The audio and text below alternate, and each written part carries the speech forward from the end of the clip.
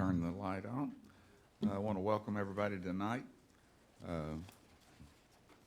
to the work session for the Board of Mayor and Aldermen, May the 14th, 2019. We're going to do something a little different tonight. I have laryngitis. I'm trying to preserve my voice for tomorrow morning's State of the City. So I've asked the Vice Mayor to assist me in reading some of these captions.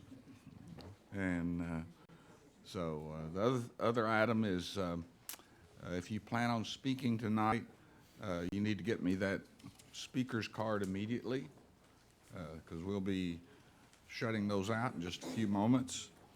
And now is an opportunity for citizen comments not on the agenda, and I have no speaker's cards for that. So seeing none, we'll move on to item number 1. Vice Mayor? Item number 1 is Development Services Advisory Commission update. Eric, you're up. I'll kick it off, but let these folks take over. Last year, you formed a Development Services Advisory Commission. You populated it with folks with lots of good experience across the spectrum, and they've been working for the last several months and wanted to give you an update of the kind of work they've been doing and where the group is headed. We have Dwight Kaiser and Alan Thompson with us, as well as somebody you're very familiar with, Lynn Oslin, who reports to you frequently on development activities and trends. So I'll turn it over to that group. I'm not sure who's kicking it off, so take it away, folks. Well, Dwight and Alan are our chair and co-chair, and so they were going to give just a very brief update of what we've been doing over the last more than half a year. Thank you, Lynn. It's been since August last year that this group has come together. It was a diverse background and expertise, and we thank you for forming this commission. We've spent our time wisely working on issues such as certificate of occupancy, hours of construction, construction site maintenance issues, and today we want to come talk briefly and show you a video about specifically the construction maintenance issues.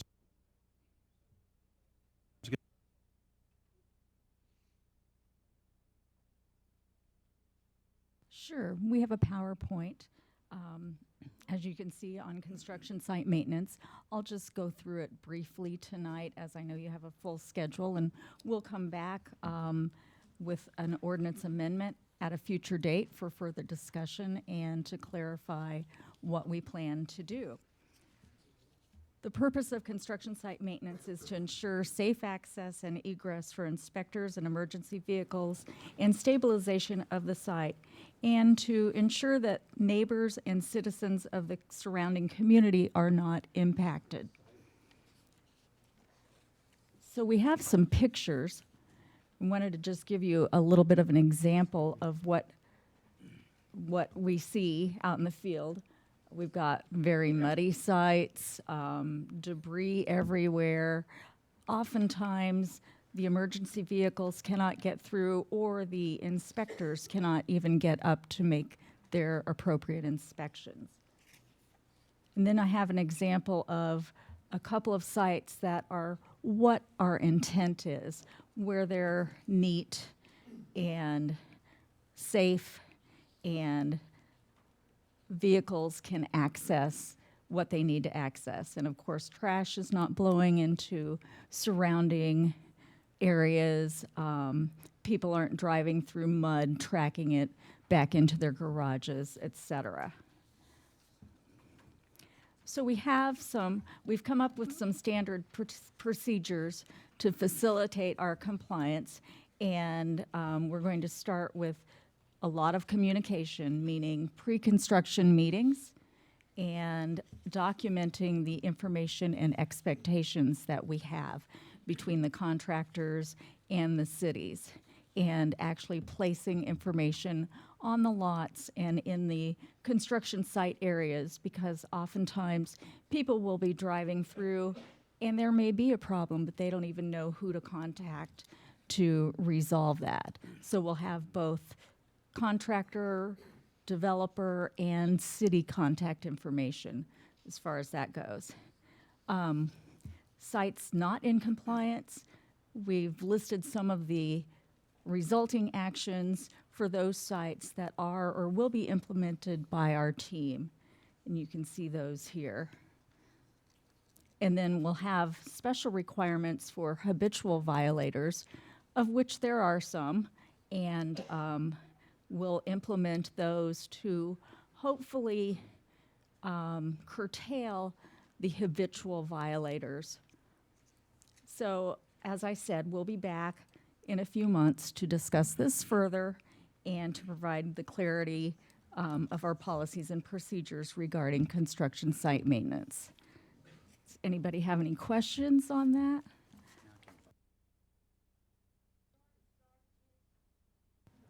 We have not. We've had quite a bit of discussion with our group and gathered their opinions, and we've actually even met with outside contractors that work in Franklin, in addition to various departments here at the city: engineering, stormwater, planning, building, etc. But no ordinance has been produced, nor has it come before the board. Correct. Alderman Peterson. I was just noticing that one of them said perhaps limit the number of open permits at one time. I know there's some big developments where it seems like they're doing the whole development at one time. That's Is that a correct. problem? And we'll take a look at that further, and we may limit it to perhaps a street or a section in a residential community, something like that. You know, we definitely want to take economic ramifications into consideration for particularly a smaller business owner that may only have a couple of lots. But it's definitely a problem, and we definitely need to take some measures that are more meaningful than a $50 reinspection fee per day. Okay, we're ready to move on. Alan, did you have a comment? Yeah, I just wanted to add a few things. There we go. Just wanted to add a few things. I think we've met 8 weeks, or 8 months now, 8 different months. And I think when we all got together, we were thinking, here's a topic. We decide on that one that month and move to the next one, and that's not the case. I think we've been on this first one for 6 weeks. You have, I think, 11 total members. You have a great cross-section of developers, real estate representatives, consultants, and contractors. And Vernon and Lynn's done a great job bringing people in from either local developers here to city inspectors here. And I think it's been a real eye-opener to see the perspective from both sides of the fence, because we, both Dwight and I worked on one side of the fence for many, many years. So to see it from the other side of the fence was a real eye-opener in terms of what's the best solution that is the best end result for the city, its residents, the developing community, and the contractors. And I think we're getting there. It's just, will take us a few more months. Thank you all for doing this, because I get a lot of calls on this, and it's going to be good if people know exactly where to call and what they can do. And when this group was put together, is it a commission? It's a commission? Yes. I had some people say, oh, wow, we're going to have developers and builders and policing themselves. And that's not what it's about. And I'm glad, because you're in the industry, you know these things, and then you can bring ideas to the city, and the city can also share with you. As you said, Alan, it opens your eyes to what the citizens are seeing, some of the issues that are there, and then how to streamline better and be more efficient with the city. And so that's a really good thing, and I just thank you for serving. Well, thank you, and I would say that our agenda is fluid, and if other issues pop up in time, please let us know, because we're eager to take it on. Item 2. Item discussion of possible incentive program for development of new affordable and workforce housing as recommended by the Housing Commission 226 work session. Tom Marsh, Kathleen. As folks are coming up here, we've got representatives from the Housing Commission here and staff. This had been presented to you initially in February, and some additional work has taken place since then, and wanted to bring that back to you for an update and further input. So Kathleen, I'm not sure who's taking it away, if you want to kick us off. Good afternoon. Thanks for having us here. I just wanted to take a minute to introduce our current chair, Elizabeth Wozniak, and our former chair, John Besser, and Steve Murray with Community Housing Partnership, and take it away. Good afternoon, Board, Mayor, and Alderman. Thank you so much for having us this afternoon. I'd like to take a second and thank all of the members of the Housing Commission that are here today, and sincerely appreciate you giving us your time. It is the mission of the City of Franklin's Housing Commission to encourage the production and maintenance of affordable housing, raise community awareness of potential business opportunities, including partnership with neighborhood residents and community development organizations, and advise the Board of Mayor and Aldermen on affordable, workforce, and moderately priced housing issues and opportunities. It is with this mission in mind that we are once again bringing our proposed incentive program to you all. The Housing Commission recommends that the Municipal Code Title 21 be amended to include additional incentive programs applicable to the development of new affordable housing. At our presentation in February, the Board of Mayor and Aldermen requested additional information. The request falls into 3 categories of program specifications: road and parkland impact fee offsets for construction of new affordable housing units, the construction of rental units that utilize low-income housing tax credits, available to nonprofit, for-profit, or a combination of both. Properties would be deed restricted for a maximum of 50 years, which is the current under state law. Approximately $13,000 in road and parkland impact fee offsets per unit for a total of $1 million.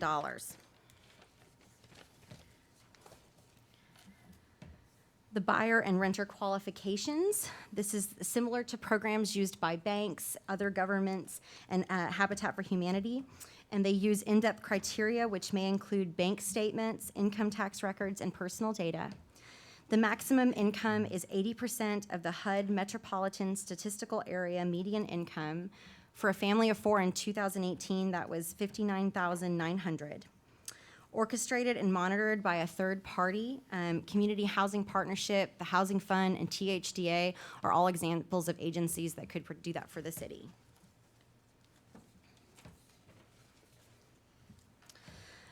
Builder and developer. The program is open to both for-profit and nonprofits, or a combination of both. Our unit requirements: sale or rental price must be affordable to a family whose income is no more than 80% of median household income based on the annual Housing and Urban Development Metropolitan Statistical Area income table. So for example, a max sale price for a family of 4 of $248,000. The max rent for a 2-bedroom unit would be $1,002.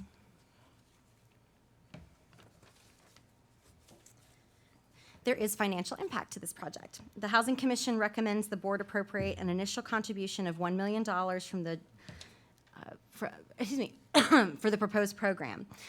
This amount would pay the road and parkland impact fees for up to 78 single-family homes. The board would be requested to make an appropriation for this program through the budget process each year, and the amount could vary from year to year based on the success of the program and available resources. So this chart is interesting. As you can see, for an individual family, this is the individual family return to the city of Franklin for a family of 4. So if you have a family of 4 that has a gross income of $58,000, their discretionary income would be $30,334. The property value would be $232,000. They're paying $682.52 in sales tax. The state of Tennessee shared revenue is $300, property tax paid is $240, and the total for City of Franklin is $1,225.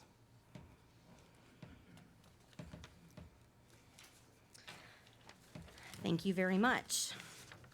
The other thing you asked us to do was to bring you an example project, and we do have an example project that has been submitted for review that the Housing Commission voted on last week. And I believe Mr. I'm so sorry. My throat just closed up. The Housing Commission endorsed this project. This is only an Can you, example. can you hit your mic? It's not on.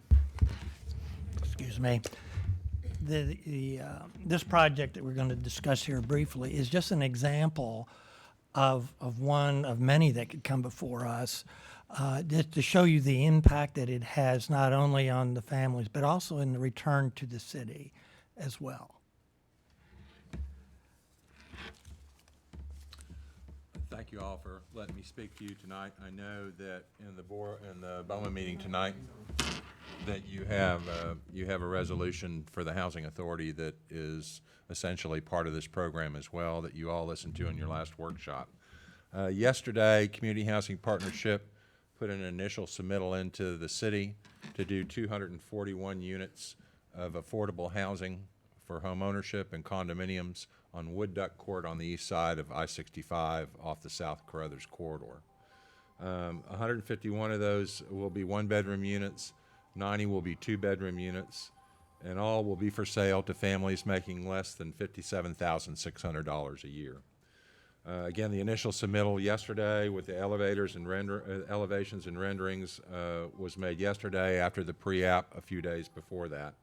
Preliminary financing arrangements have been made with Pinnacle and Franklin Synergy Bank.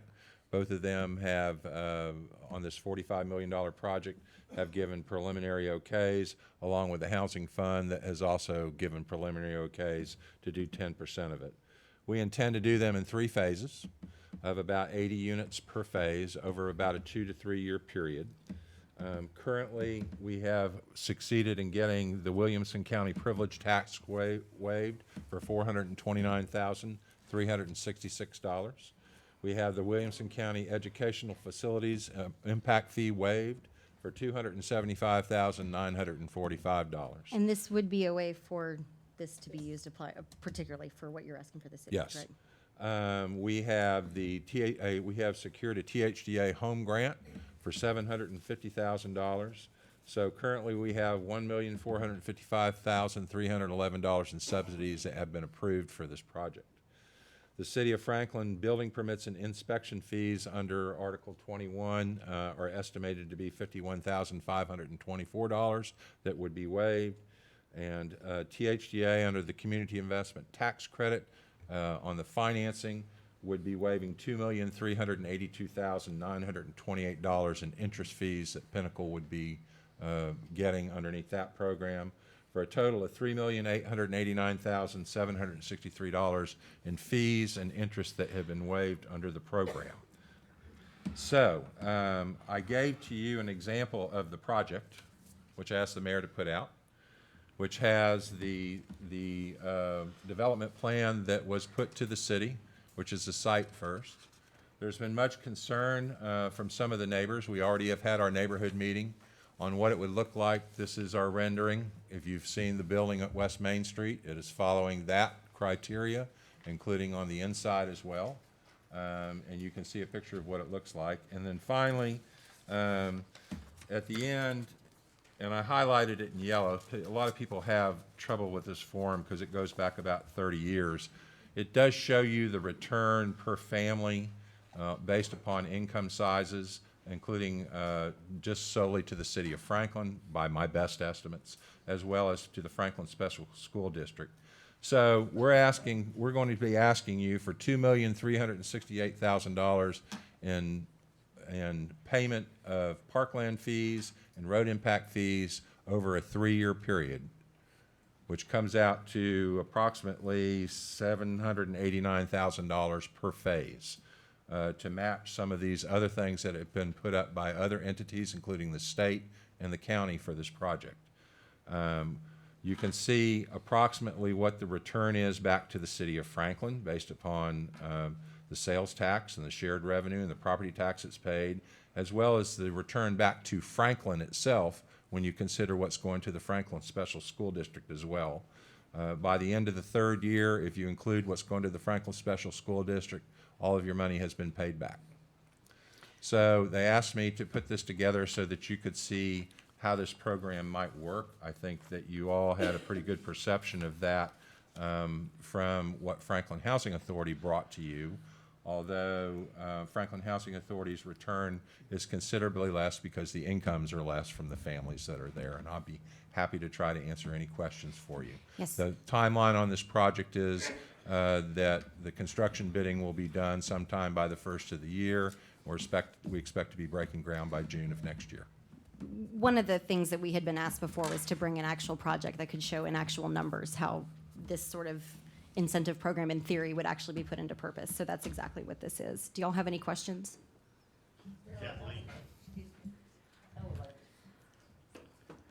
Kathleen, do you? That's just for tonight, ma'am. We'll have everything for you. No, she Yes. asked you if you'll have elevators. Oh, yes, there'll be 4 floors, there are elevators in every building. I just wanted to say again, thank you, and tonight's purpose was to ask you to approve moving forward with an incentive program. Mr. Murray and Community Housing Partnership, I'm sure we'll be coming back in the near future to discuss this project, but we do thank you for listening and thank you for considering the incentive program. Alderman Berger. The $275,045 education fee is waived? You're asking for that to be waived? Is that, No, ma'am, the $275,000 was the educational facilities tax that Williamson County already waived on this project. Williamson County waived would we that. be required to do any further? No, that was Williamson County funding, They're waiving the education. yes. Interesting. We don't do that for, I remember when incentives were given to companies, that was one thing that they would not compromise on, was the education fee. Let me clarify, that's the property that- tax, that's yeah. different. This All right. is the impact fee Impact. that is assigned for schools, which is a true. different creation, Okay, okay? So this is just it's the not the impact same. fee. When we talk about incentives, we protect the Right. property tax portion that goes to So education. this is just the incentive. This is of- that of the- impact fee component that's The only. been okay. put in place for So it schools. doesn't touch the fee. Right. Okay. Thanks for clarifying. I've got Alderman Got us all. haven't you? Blanton, Bransford, Barnhill. One question I would have when it talks about, in item number 2, the program is open to both for-profit and nonprofits, or a combination of both, which I think is great. I think that it might be good to kind of divvy up what that is, because you don't want a for-profit person or a nonprofit to come in and take up the whole parcel, and then it's not open to both sides of that coin. Because I think it would deliver different products. I think it would deliver some diversity in a lot of different arenas. When you talk about a builder that builds or has a long track record, might be able to do a little bit different product or work differently than a nonprofit who is limited to what, and I don't mean that as a derogatory thing, because there's some incredible products on both sides, but I think it might be wise to go ahead and dictate which, maybe a 50-50, I don't know what that looks like, I don't know what's realistic, but so that it's a fair and equitable opportunity for both sides. We can absolutely look into that. So, Let me understand, are you talking about private versus public or rental versus ownership? Or both? Didn't think about that. Yeah, No, 'cause what I'm you could do saying it, is. split it a number of different ways. Well, on item number 2, it says program is open to both for-profit and nonprofits Mm-hmm. or a combination. So my thought, if it's open to both, I guess where I'm going is, if you think about some of our previous developments that are geared towards affordable housing, Mm-hmm. this is not, it's an analogy, it may not be the best. What happens is, because it's not deed restrictive, we've had opportunities before that were just taken up by somebody who could buy it, and it negated the person who could buy it affordably because it's bought as a rental property. I'm not saying that's what's going to happen here, but I think for it to be a fair opportunity for both the profit and the nonprofit world, that there's a designated number for each. Unless it looks like the nonprofit could do more, or, I don't know, I think that should be dug in a little bit deeper. Okay. Instead of it just being arbitrary, it's a combination or either or?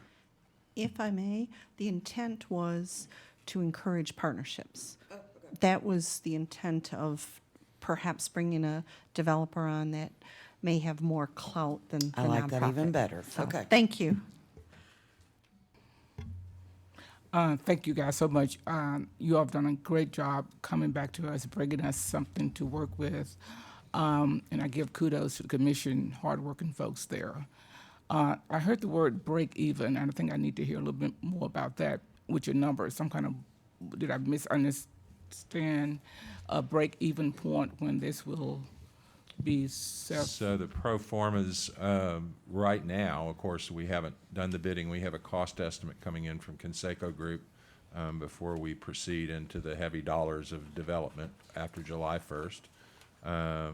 And right now, they show a net revenue to CHP of about 7% over the total price of or the total revenue of the project, with price points for the one bedrooms at approximately $180,000 and the two bedrooms at $225,000. However, that may change, as we get closer to actual construction. Were you questioning about the break even against the city, the return to the city? Absolutely. Okay, I think what Steve could talk about is after the monies that the city gives in the incentive program, that through taxes of various sorts, property tax, sales tax, and so forth, the city gets that back through those taxes. And So that is there a year associated with that? Is there a Yes, time frame? that's Okay. right. Because of the ownership of these properties, that's extra housing and so forth that is coming back. And that's how we've looked at that, as paying back that through that device. Great. So we don't have a year or how long that would be, So, I mean, or estimation? It depends, Okay. if you look at the chart was trying on to- whether you're just considering Is the it money year 8 that or comes something? back to Yeah. the city of Franklin, or whether it comes back to the community of Franklin. Three. There's a big difference between that, given the amount of money that the school system gets. This is based upon one child per family is what it's based upon. Well, this is showing a 3-year, the third year. That's Is that- including what goes to the school systems. Okay. So if you look at what goes to the city of Franklin, you're looking at $101,000 a year estimated. So it's going to take 20 years for there to be a payback just solely to the city of Franklin itself, based upon the figures that I had. That doesn't include the fact that you're housing, nurses and policemen and firemen that currently can't live here because they don't have housing at those type of price points. This is simply the economic factor that I knew that you would want to see. Absolutely. Based upon over to the right, underneath the notes, are what the premises are for those figures, where they came from.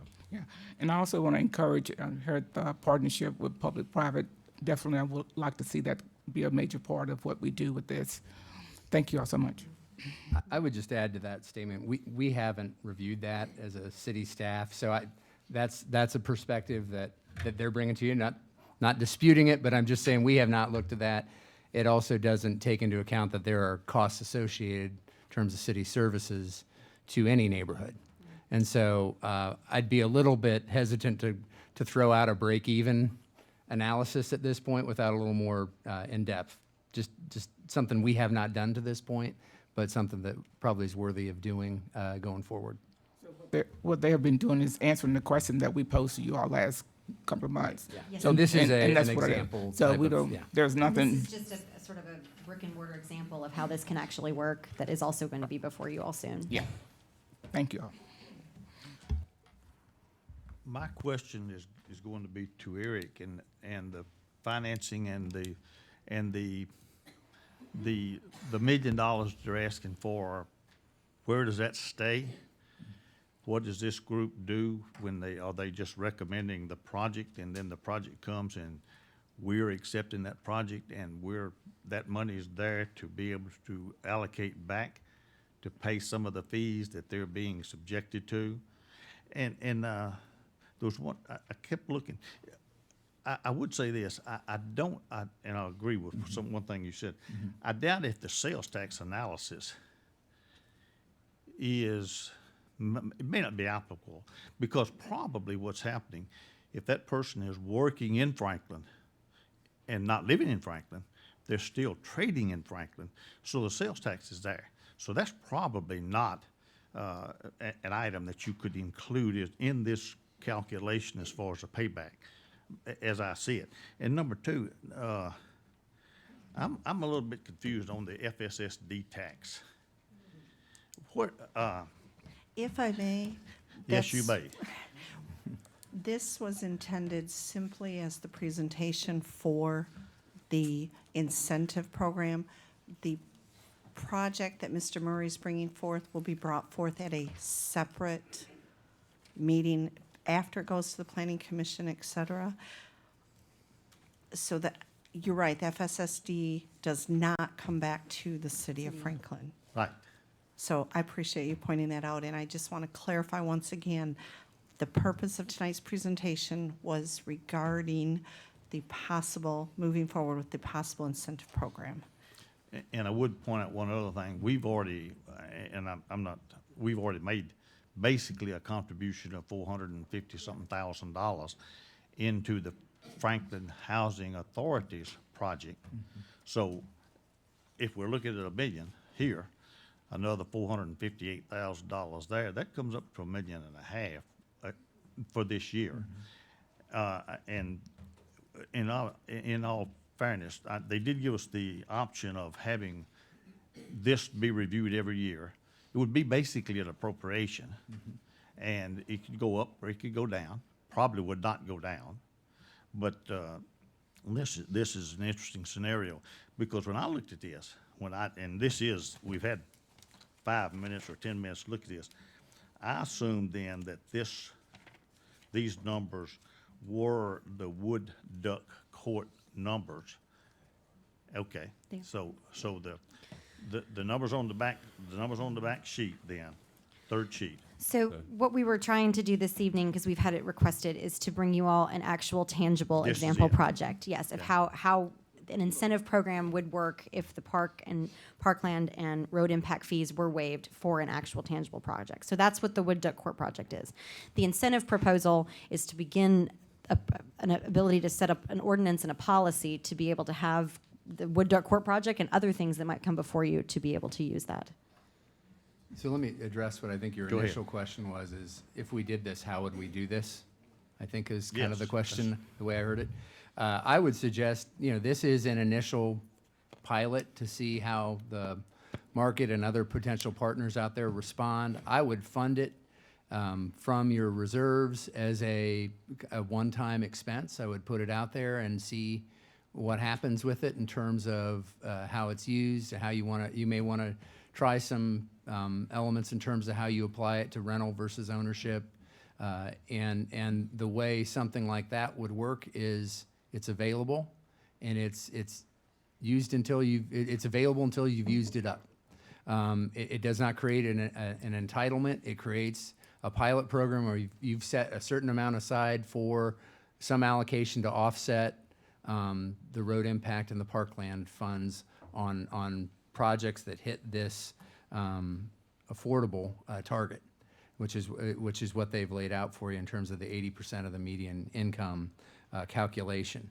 So, I would, again, approach it as a pilot, so you take an allocation of whatever amount of funding you are comfortable with and put it out there, and then see what projects come forward that meet those thresholds and apply it.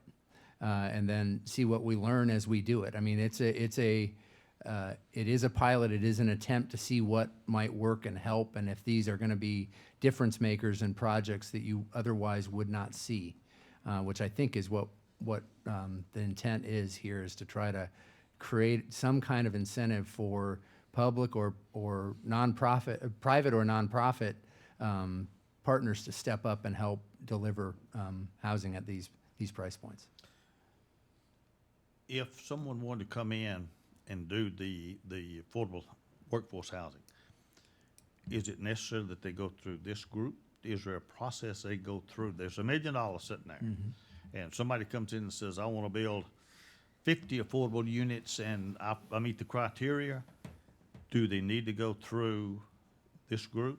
Do they need to meet with this group? What do they need to do? I mean, that's really up to you how you want to use that. I would really look at it a lot like we do when we do certain agreements that go in conjunction with a development agreement. You'll see an agreement about road impact.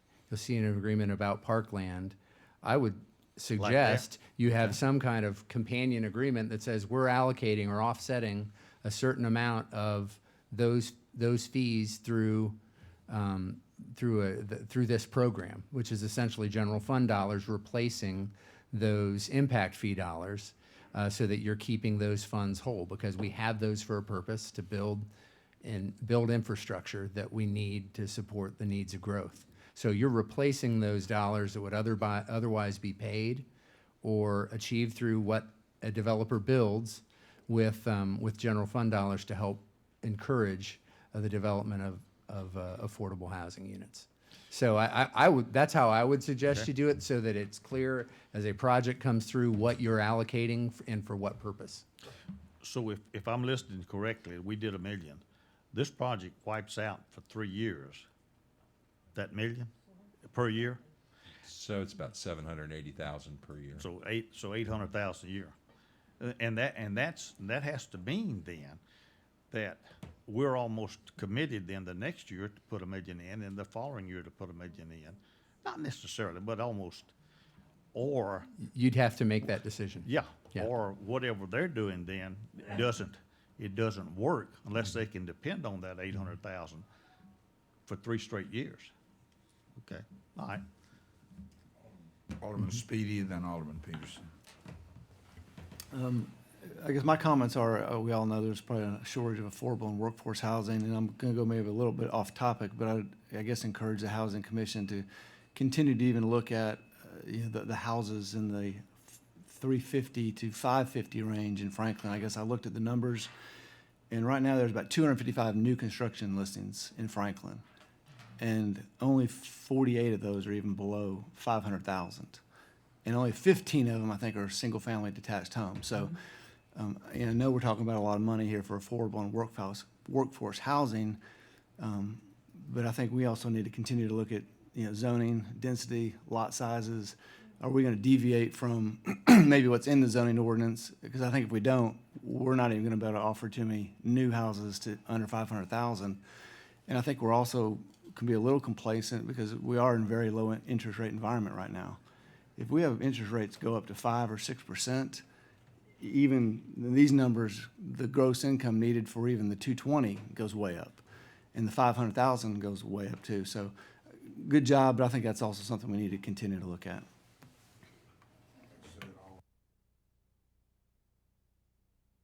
Quick, thanks. And then I'll recognize Alderman. Okay, so this is one project, one example, but I'm looking at this thinking, we really need to show per unit value. I'd like to see a per unit value in something like this. And then, since this is just one example.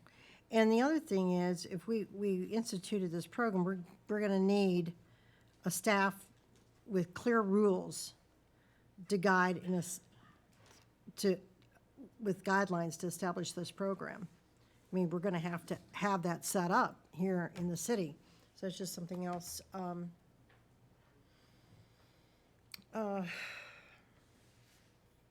Anyway, I think that's all my comments for now. I have some later.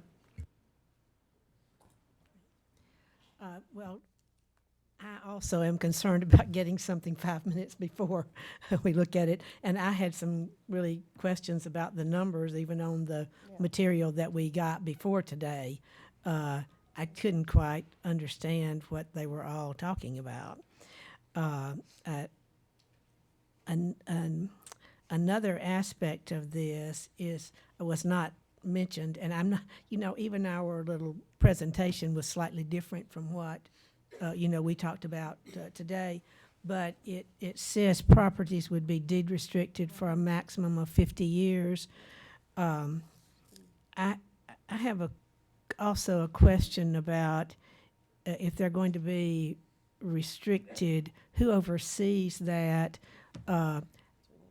Also, if it's for 50 years, then the people who purchase anything it might be the third owner or the 50th owner that would get suddenly all the benefit to that. I think that's something else that we need to talk about, because that does not seem workable to me. May I address that for Sure. our Thank you. project and what we did on West Main Street, what we already did? There's a covenant on the property that says that A, it will be for home ownership only, no rentals, no Airbnbs. Number two, it will remain affordable. It must be sold to a low-income family, okay? So by putting a covenant on the property, it stays on there in perpetuity. It's not there for 50 years. It's there until the covenant is released.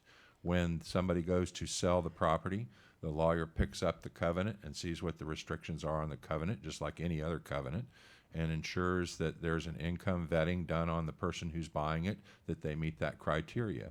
And that's going to dictate what it sells for. We're not restricting them from getting an equity gain 5 years later, but we are restricting them from getting the kind of equity gains that have occurred in this town. That would be when flipping. somebody, yeah, that flip it and make $100,000 in 5 years. That's not going to happen on these properties. That's worked on West Main Street. It's worked across the country. How this group and this commission wants to portray that to you is certainly up to them, but that's how we'll be doing these 241 units. Well, I have read about, and I don't know specifically about the particular project that you're talking about here. I mean, I know about the project, but I just mean, I don't know how that's working with that, and it's also so new. I don't, know how that's going to work. But I do understand that in other places, there has been some real difficulty in, I guess, enforcing some of the things that you're just talking about. And I would be very interested to see how people in other communities have handled this, because I do know that that has been one of the main difficulties in making this work. And I know in some other places, they have a very extensive, number of people that are involved in enforcing this, and that is pretty expensive to make sure that it is enforced correctly, or in provision with what is planned. So the monitoring agency that would do this, organizations like Community Housing Partnership, THDA does this, the Housing Fund here in Tennessee also does that. They're used to doing this. They do this for other very similar proposal programs. And as far as the 50-year deed, that is just the state maximum for the longest you can have deed restrictions. That is, we really want to leave it up to BOMA to what you all would think would be right for that. Well, maybe you could give us some examples whenever we look at this again about some areas in the state of Tennessee that are doing this.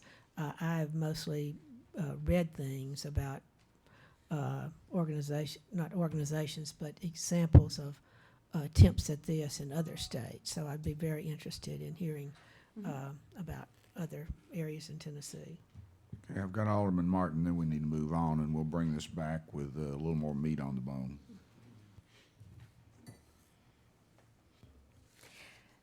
I know that you have talked about numbers, and that's what you're interested in tonight. But I want to bring another phase of this in, and that's the aesthetics. This picture looks okay to me, but I think with the presentation you made, Elizabeth, you're going to consider single-family homes too. Yes, ma'am. All right. Nashville has just designated, I think, $500 million for the biggest bunch of mess I have ever seen on the front page of the Tennessean. Now, I think it is a disservice to the people that we're going to make these units available to put stuff out there like that for them to live in. I think that you can make them as attractive as you can be for the same amount of money. You can build pretty as well as ugly. And when you have a street and you put your air conditioners right there in the front yard on the street, and it looks like the backyard. If the front yard looks like that, Lord knows what the backyard looks like. So I would tell you that whatever comes before us, that is going to be not maybe at the top of my list, but near the top would be the aesthetics. And I would hope that we've got the treasures right here in our planning department to see that. And I hope that when you are considering the cost of these units, that you will consider that. Because I'm telling you, I'm going to fight it. This town deserves more than that. We can build pretty as well as ugly. I think I can speak for the Housing Commission in the sense that we fully believe that Franklin has a unique answer for this, and the aesthetics for that would definitely be involved with that. We would, I know as chair, we would not be endorsing any proposal that would not fit in with the high standards and the community that we live in here. One last brief question. What's the acreage on the property, Steve? The acre is 20.93 acres. Okay, we need to move on. We've got a big agenda. Thank you so Alderman- much. Could I say Alderman one more Peterson. thing? I know there was a community meeting, and the day of it, I came by here, everything was blocked off because they were having another, they were having that's right, the memorial. How many people eventually came to the meeting? So Mr. Gamble was here representing us at that meeting. It's my understanding there was 4 citizens and a number of other people that were here as well. Thank And you. no one spoke against it. And Ms. Martin, I will put up our building on West Main Street against anything that's been built in this town. Everybody there believes it's beautiful that lives there. We believe that we did an excellent job on the construction and what we used, and it has been admired up and down West Main Street. I do want to say, though, that there probably needs to be another meeting because that day you could not get in here to speak of, and it was just, nobody knew about it. I didn't know. We've met personally with a number of the neighbors, both inside and outside the city as well, but we'll certainly take that under consideration. All right, let's move on. Thank you. Item 3, consideration of resolution 2019-44. Item 3, consideration of resolution 2019-44, a resolution to approve the Battle of Franklin marker text as related to the Fuller Story Initiative. So this is an item that we're bringing back based on resolution you all passed earlier in the year, back in February, and there had been a specific marker designated or discussed for the square area that gave a broader description of the Battle of Franklin itself. So that has been drafted and run through the Civil War Historic Commission, and there are 2 options that came from that process. I'll let Amanda walk through it from there. Yes, thank you very much. Can you hear me now? Okay, thank you very much. The community leaders that approached the city with the Fuller Story concept have endorsed option number 1 as presented tonight. And the Civil War Historical Commission also reviewed that text and offered a recommendation that the text include additional information about the Confederate marker at the center of the public square. So option 1 is the community leader preference, and option 2 is the text amended to include the additional information as requested by the Civil War Historical Commission. The differences are small. I will say the first paragraph is the same. The second paragraph from option 1 is cut in option 2 merely to create more space to address the Confederate marker. It wasn't cut for any other reason. There's a limited amount of space permitted on each of these markers for font sizing and line spacing. The third paragraph is the same, and the last few sentences in option 2 are new and aren't included on option 1.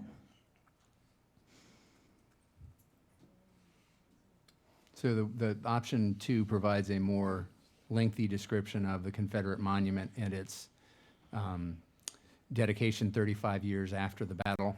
Yes. The option 1 does mention it, but it does not have all the more description related to it. So the overall intent is to describe the Battle of Franklin, because sometimes people come here and they have no idea that a battle occurred here, and it gives some context there.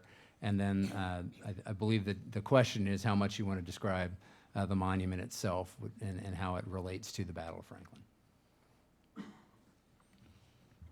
Alderman Peterson. On one of the exhibits here, it also shows a 1 and a 2. What are those specific locations for what? So that had been already included in your resolution that you passed back in February. Yes. And there are 2 markers that will be in the center square area. Exactly, that's what I was Item- talking about. I think, I'm It's going from memory. One is the one that talks about the Market House. Yes. And that language has already been approved. This particular marker is the one shown in Exhibit C, number 2, from the previous resolution. Yeah. So it's I believe facing down Third Avenue.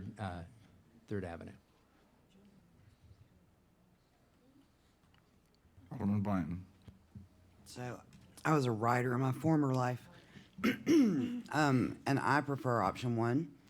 I think it paints a picture more. It gives more in depth of what happened about it. I think there's enough controversy about the monument itself, and I think talking about what led up to it being there is, to me, a little bit more important than option 2. That's just my opinion.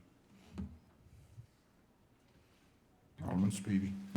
I would probably concur. I think option 1 does have a little more history. I am on the Civil War Commission, but I missed this meeting, so I'm not sure why. We recommended number 2, so I apologize. It was my first one I missed, all right, Amanda? And then also, it does reference the Southern General Gordon directly, and I think there's always potential for conflict when he names some individuals in his past, so I guess I'd prefer option 1. I mean, you don't have to tell us tonight. It's going to be on for you to vote in 2 weeks. So it's up to you how you want to weigh in. Any other comments? Okay, we'll move forward. Item 4. Thank you. Item 4, consideration of procurement award to Heritage Propane of Franklin, Tennessee, in the estimated annual amount of $2,720 for propane fuel for propane-powered equipment for the Parks Department Purchasing Office solicitation number 2019-008, $39,300 budgeted for fleet fuel for fiscal year 2019, contract number 2019-0101. You see why I didn't read it. Thank you. Ready for the next item? Yep. Item 5. Consideration of resolution 2019-46, a resolution approving the Shadow of the Harper public art installation. Monique, you're up. This is our second, thank you. This is the second public art proposal brought to you from the Public Arts Commission. And this is from the Leadership Franklin Group, and they are going to come up here and present it to you. And this has been reviewed by the Public Arts Commission And the Historic Zoning. Zoning. So they've already seen this. And Pretty both cool gave project. favorable recommendations. Yes. Hi, thanks. We've certainly appreciated all the guidance and counsel we've received from FPAC and BOMA and from our private partners at the Harpeth Square Development and BMC Metalworks, and so we've certainly appreciated that through this process. Just very briefly, our overall mission, we're all part of the Leadership Franklin class of 2018-19, which I know many of you have participated in over the years. But our mission was for our class project, was to create something that kind of stayed in the spirit and recognize the heritage of Franklin, but also engage the public art process, transit, health, anything that we could think of that would help the foot traffic and everything else with a nice art project that is obviously something that a lot of people here care about and is a new initiative around, a relatively new initiative around here. We're lucky that we have our artist here today is Duncan McDaniel, who provided us a lot of great designs. Duncan is in Nashville, but has also been doing many public art projects and bike racks specifically over the years. And he was amazing in coming up with a design that incorporated the Harpeth River as it flows through Franklin, which is, as you can kind of see in the rendering here, we have a better one at the end of this presentation. But we thought that really captured the spirit of what we were trying to do, something that would engage with the public. It's going to be in the front of the Harpeth Square, the Harpeth Hotel, fit nicely with what they're doing. It's going to be in a prominent spot near the intersection of 2nd and Main Street, but something that we thought was going to highlight what we were really, the spirit of what we were after from the beginning. So I guess that's kind of the short summary. I think we can maybe skip forward a couple more slides. These are kind of some of Duncan's work in and around Nashville that we were excited. And the other thing is that we probably should talk about a little bit is the cement inlay. So one of Duncan's ideas was that in case someone encountered the artwork and wasn't sure exactly what it is, there's going to be a cement inlay on the bottom that shows downtown Franklin's footprint. And as the sun rises in certain areas or sets in certain areas, it's going to cast a shadow that goes along with the how the river flows through Franklin. So we thought that was a really nice touch and highlighted it's an educational piece. There's so many people who obviously, citizens and visitors alike, who don't realize that there's a river flowing through downtown Franklin, and certainly something we want to highlight and make sure they're aware. They're standing about 200 yards away from a very important river to our community.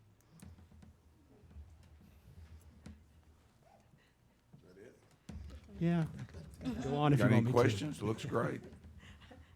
This is very picky, but the river doesn't exactly work, go exactly like that. I think you've made it so that you can get your bike rack in there and everything, but I'm just saying, it comes a lot closer to the things downtown, right in downtown than it showed you. As I say, I'm being very picky about it. I thought you probably did it to make it also be a good bike rack too. Bransford. Okay, this will be on private property, correct? Yes. Okay, and did you all consult with our public art division that we have? Yes. Okay, good, great, okay. It's very interesting. It's in the eye of the beholder. I like it.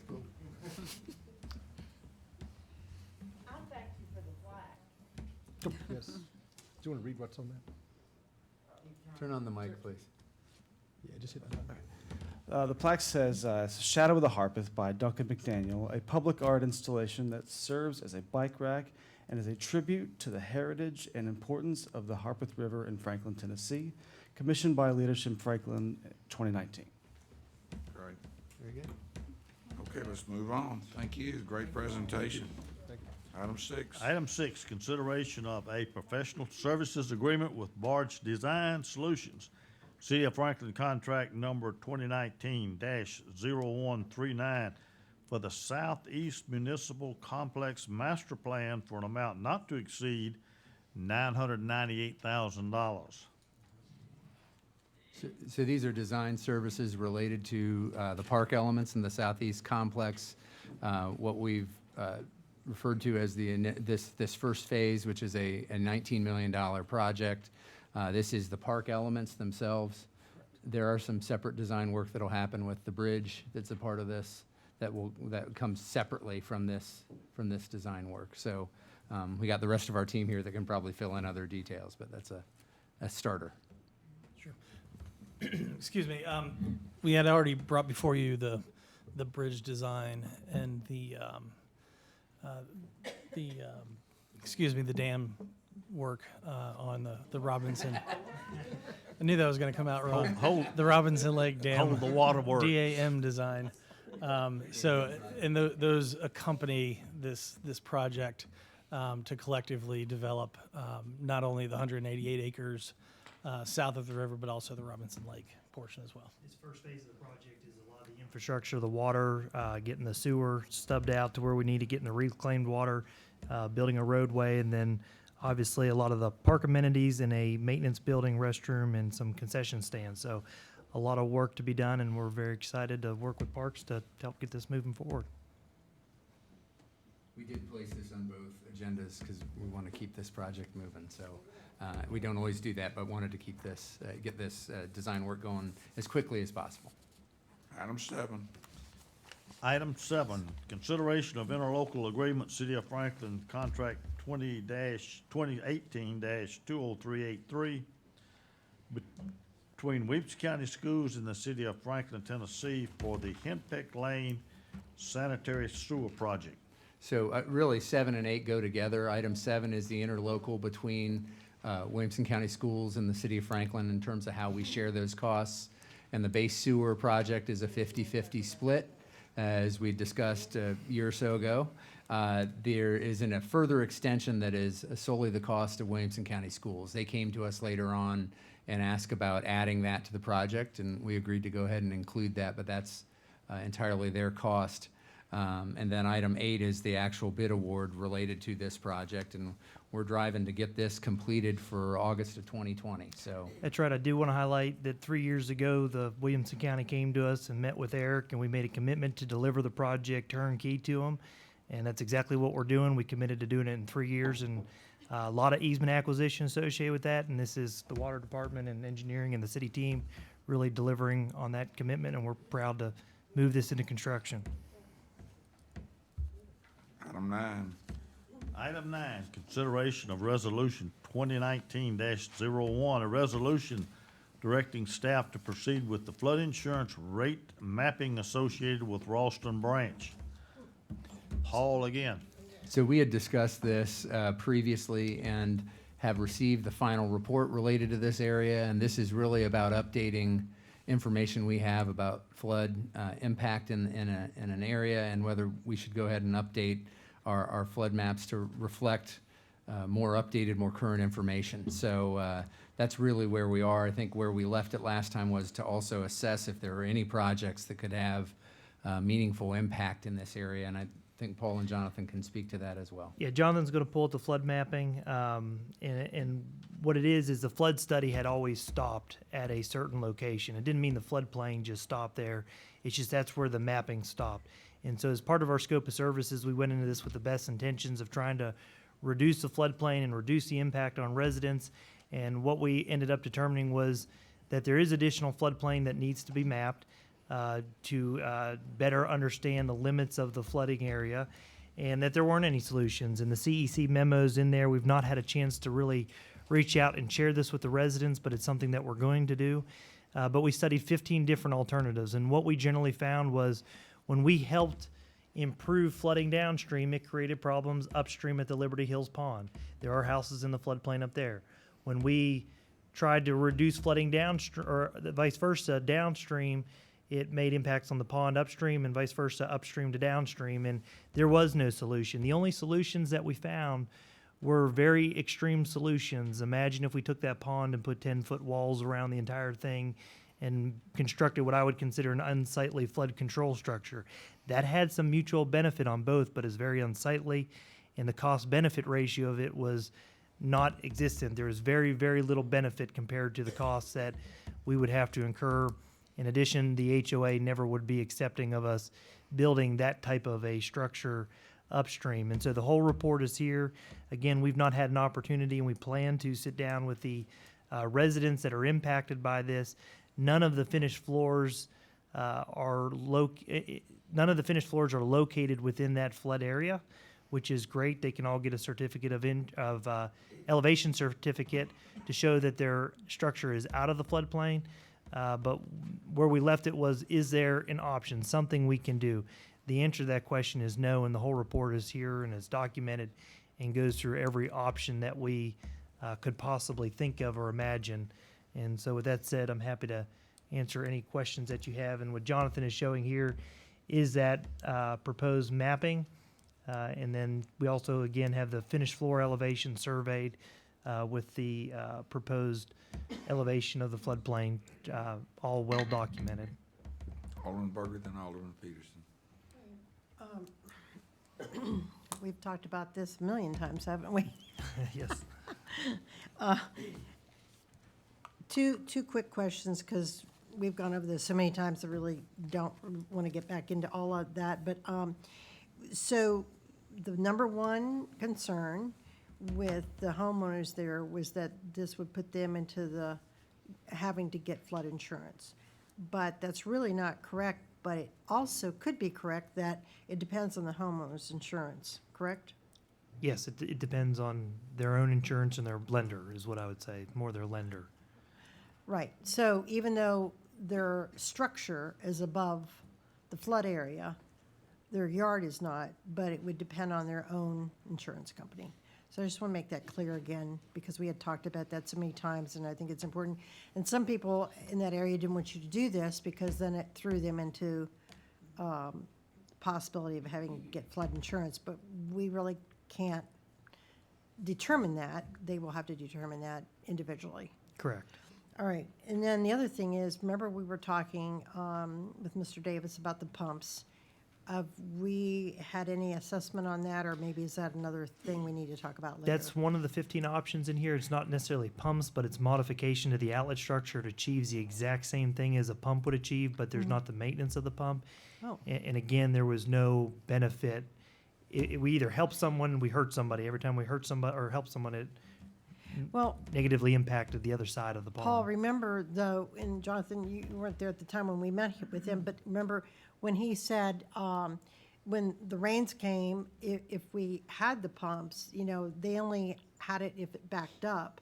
And remember what he was saying about that he thought, why wouldn't that, and we still don't think that's gonna help? No, we're confident it will not help, especially with the 15 options that we analyzed. That was essentially one of them, of modifying that outlet structure. So after our meeting, you've researched that even more? Yes, and that's what we've outlined in the report, all Have you 15 spoken to options. him by the? No, that would be the next step, is before we proceed with any mapping, we would have to have a neighborhood meeting and engage them. Well- And we'd have to share all these results with them to help them understand, but we wanted the board to see the study first Yeah, before. because I would want you to explain to them why that's not gonna work, because I think he was really assured that that would be a solution, at least a partial solution to this problem, because this entire area is so expensive. I don't, as you said, there's not an option unless we tear up the whole area. Correct. Okay, And even that was minimal benefit. all right, thanks.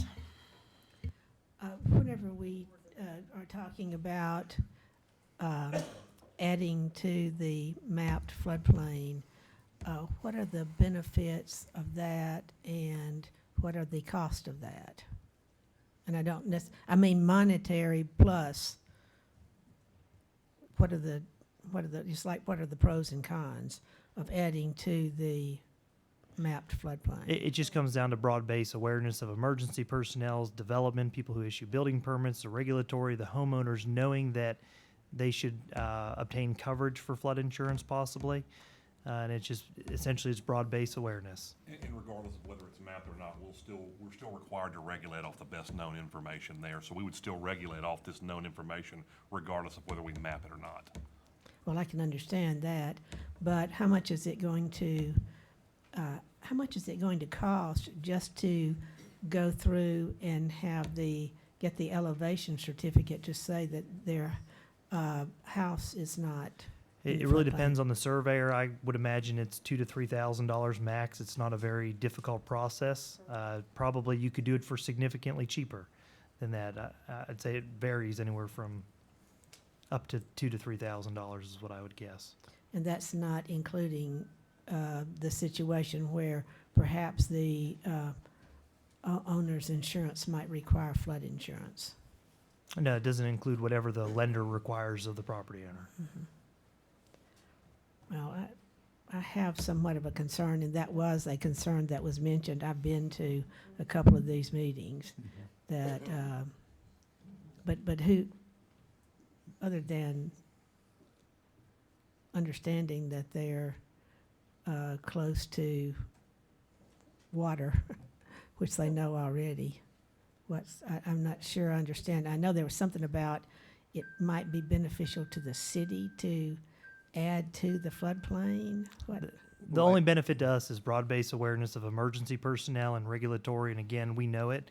We've actually already mapped it in our GIS system. We just want to map it officially with FEMA to make it public known and allow them to Yeah, I think we feel responsible to put as complete an information out there to the public as we can. And I think we are also participants in the flood rating program. And I think Exactly. I think providing that type of information is consistent with our participation in that program, which helps us get lowered in flood insurance rates for citizens that need to purchase. Do you think that this is going to lower or to give us a better rating? Well, I think if we didn't include it, it would hurt our rating. Yeah, it's definitely one of the. Certainly. It's definitely If one of we're the. ignoring information, not putting it out that we have, that would hurt us. It's definitely one of the requirements in the community rating system to further mapping of floodplain, and it helps generate scores, as I've been told by our floodplain manager. Helps our score in the overall rating of that system. So it either helps us maintain what we have, or it may help us continue to build a better rating, which gives a higher discount on those But insurance rates. it is definitely going to be an added expense to the owners of the property. It will depend on case by case and Well, their no, relationship with. wait, I'm they not have- disagreeing with you. I'm just saying we don't know. We can't tell you exactly how much it will cost to get the certificate and the survey work and how it might translate and what a lender might require of a property owner. And there are a lot of moving parts that may come into play. We're trying to share those as much as we can, but we can't specifically quantify those for anyone. But as I say, that's why I was asking, how much would it cost just to get the elevation certificate? That would, per home, yeah. Really depends on the surveyor they decide to hire. Are you gonna give any suggestions, or are you just gonna say, go out and find somebody? If they ask, we're happy to give suggestions. CEC's already done the survey. I mean, they could always certainly contract directly with them to fill out the application and paperwork. You know, we'll obviously recommend if they ask, but they also can shop around if they'd like. You have one more thing, Real Alderman quick. Berger. So are they required to do that? That is a requirement? If we go ahead with this, then they are required to do that elevation? No, it's not a requirement. It just depends on their lender. If their All right. lender's requiring flood insurance and they're trying to get out of having to pay that, this would be an option for them to pursue. So, okay, so say I live there, and we do this study, and then so then you send me a letter and say this has been completed, then it's my responsibility to get a hold of my lender. Correct. We're not forcing them to do that, but then if they don't, they may be in jeopardy if they haven't pursued the information and possibly gotten flood insurance or gotten a statement from their mortgage company or a lender. That's correct. or I mean, most of them whatever. probably do not And- have flood insurance And some right of those now. people have their homes paid off anyway. Mhm. Okay, so, quick question. So if we don't do this, then is that consider, Eric, like you were saying, ignoring the information? Because we don't have the information. So But we do. is that the cart before the horse here? We're recommending you update the map I to know you reflect the are, more but current I information. want We feel it's our responsibility. It is, okay, but if we don't do it, what is the ramifications for the city mean, really? It could hurt us in the community rating The system. community rating system, and you're Because not, we know of it and we're not doing it. and you're not providing your citizens with as complete information as you have, Okay. as I need- transparently as I possible. need to know that, because there are a lot of people over there that just say, don't do it. And maybe there's a higher and better reason to do it. And that's what I'm trying to get to. I always err on the side of providing Yeah, people with I do more too. information that is too. accurate than providing less. All right, thanks. And when someone buys a house, They need to know. They do. they need to know. They do. They have that Alderman Bransford. information. When is the meeting, when are you planning the meeting for the citizens about this? Well, we wanted to first present the You report to the present board. it to us, right. As soon as the board, assuming this resolution gets approved to proceed, then we'll move forward with bringing forward a contract to do the mapping, and we'll also at the same time schedule a public meeting with those residents to go step by step through all 15 options with our consultant that actually did the modeling. And that's gonna be so important to have those experts there That's to right. talk about that, because we looking for answers and we need the experts there. That's right. Thank you. Item 10. Consideration of resolution number 2019-50 for professional engineering and design services for water, wastewater, and water reclamation projects for the Water Management Department Purchasing order, office procurement solicitation number 2019-014. Michelle, This is basically just a pre-selection of different groups of firms that we can call. So, any questions? Well, yeah, I was trying to figure out, I know it says 4 tiers, but then whenever you look at those pages, some of them say one thing, and maybe it's just my reading of it. And on the tabulation of submittals, on some of it, it says, like, there's somebody's for all 4 tiers, and then you go on over to another thing, and it said they're for maybe just 3 of them or something like that. Did I read that wrong? Yeah, so we gave, when we advertised the RFQ, we gave the consultants the ability to choose which tier that they wanted to submit for. So we had the 4 tiers kind of based on the work that we anticipate coming out from our department in the next 5 years. And there were some consultants that, you're correct, that did get chosen for all 4 of the tiers. There were some consultants that only got chosen for one, some for the tier 3 and 4.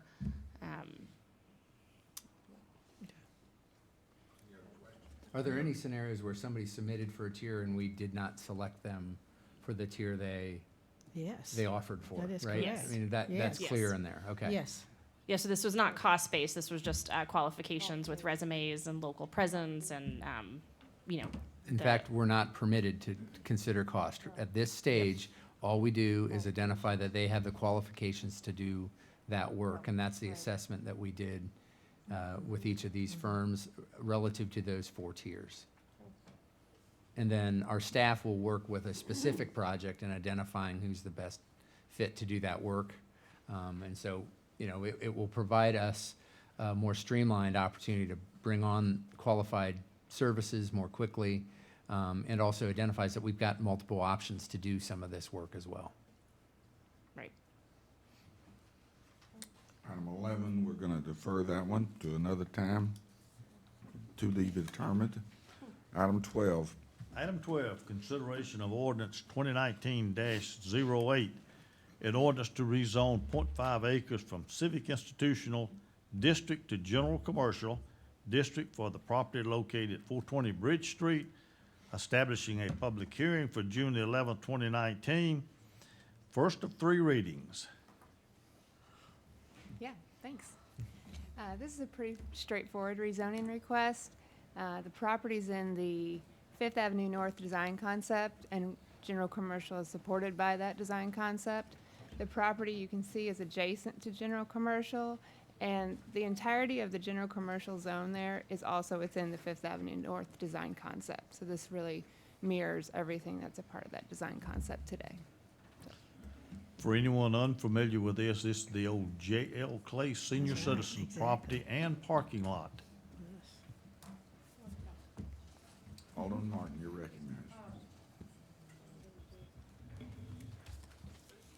We've been over this before. I have with the applicant. It's my understanding that this is the only thing only property they're requesting the rezoning. Yes, just the blue parcel. What will that do for the rest of the street? Because that is OR. The property today is OR. The property today is CI.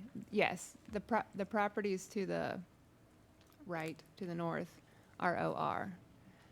But there does have to, I think you can provide a good transition between the GC uses and the OR uses along the street. What if somebody came in tomorrow and wanted the property next door? The property next door that's currently OR is in a different design concept, and it's only supported, that design concept only supports office and residential uses. Why is that? It's right there, right next door.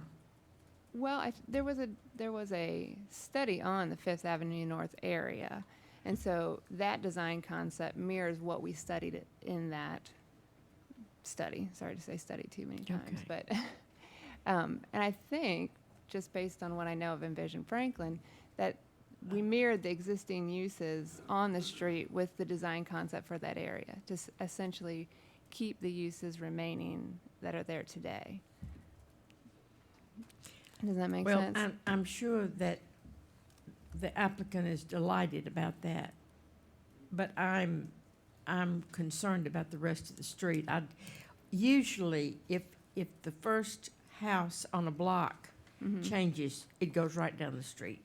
And I think we have to be really careful Oh, yes. with the rezoning of a corner property. And to me, that's a corner property, even though there's a parking lot next door. But if we can be assured that that's going to be safe. Well, I do think Envision Franklin would help with that support and it being safe, because the light green, blue properties on the map there that I'm pointing at, they're in a different design concept. So anything that comes in requesting a commercial use, planning wouldn't support because Envision Franklin doesn't support it. Okay. And then that would be up to you all All right. to decide what's appropriate. Well, when the applicant came to talk to me about it, I said, there's no way you're going to get that. And, Okay. and he got it. Great. That's good. I'm hasn't glad got it it worked yet. out. I'm glad it worked out. Okay, thank you. Alderman Peterson. Well, I have a question, because that was civic institutional, because as we were saying, it used to be the senior citizens.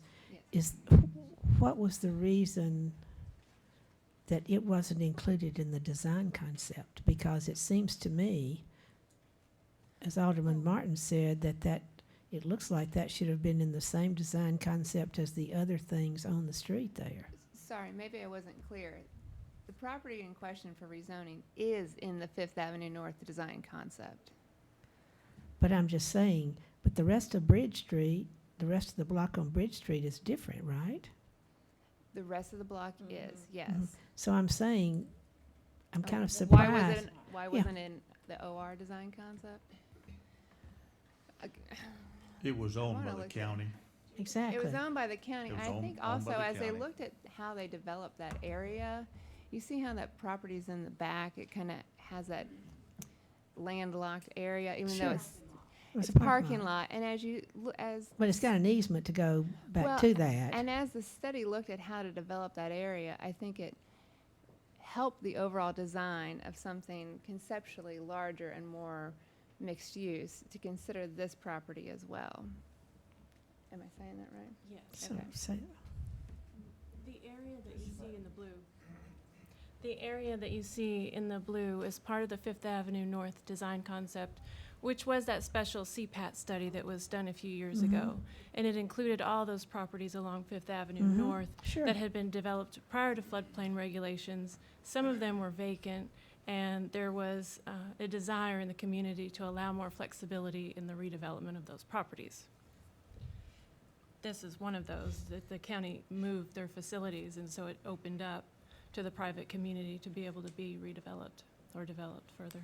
But right next door to it, fronting on Bridge Street the way it does, is still in what? Office residential. That's what I'm trying to say. So it seemed to me, because all of those are fronting on Bridge Street, as opposed to the others that are fronting on Fifth Avenue.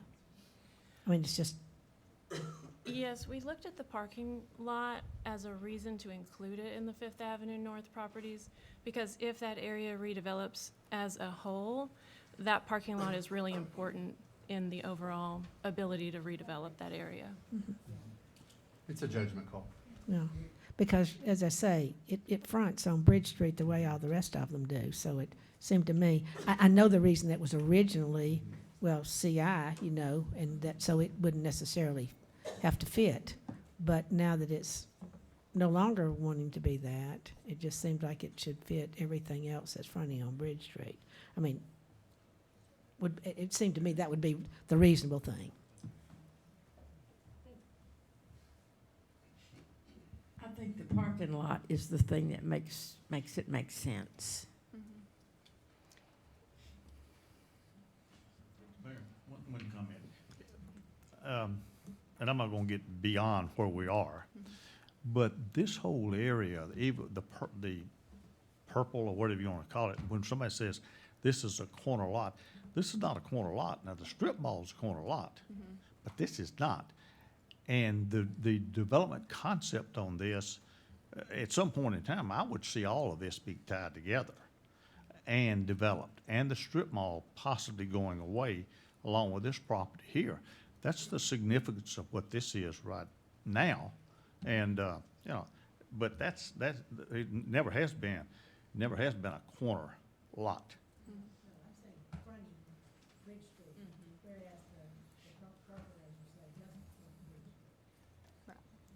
I think Eric had it right. I think it's a sort of a judgment call to think of how the Fifth Avenue area could develop sort of more collectively, and adding that little piece of blue Yes. into the pink gives you more development potential Adds for some depth. including the corner.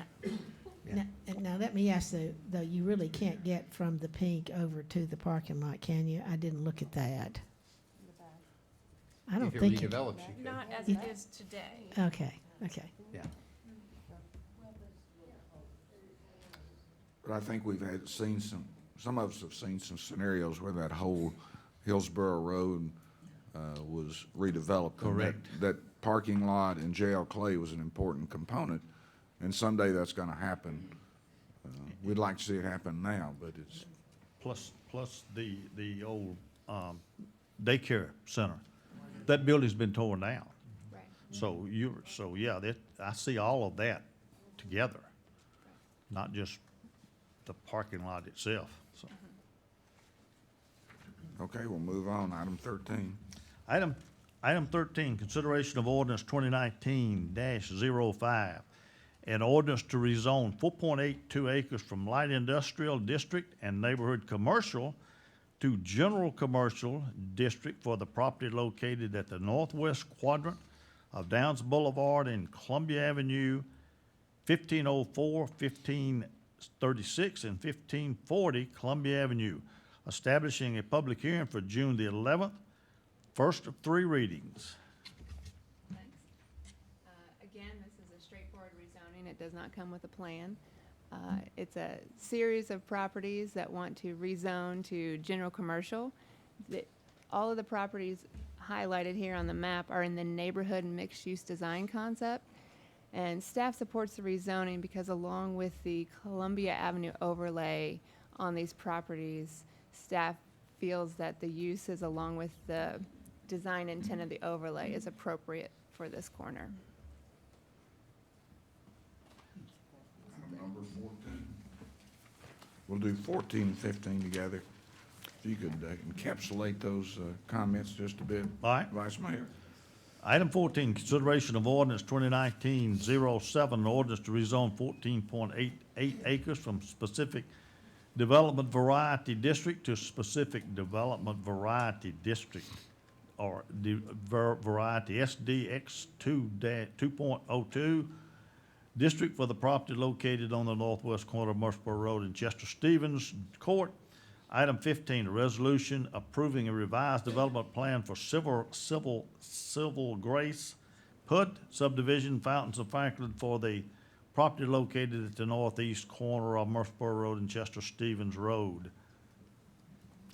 So the zoning update and the development plan proposal, staff supports. It meets the intent of the Envision Franklin for this area.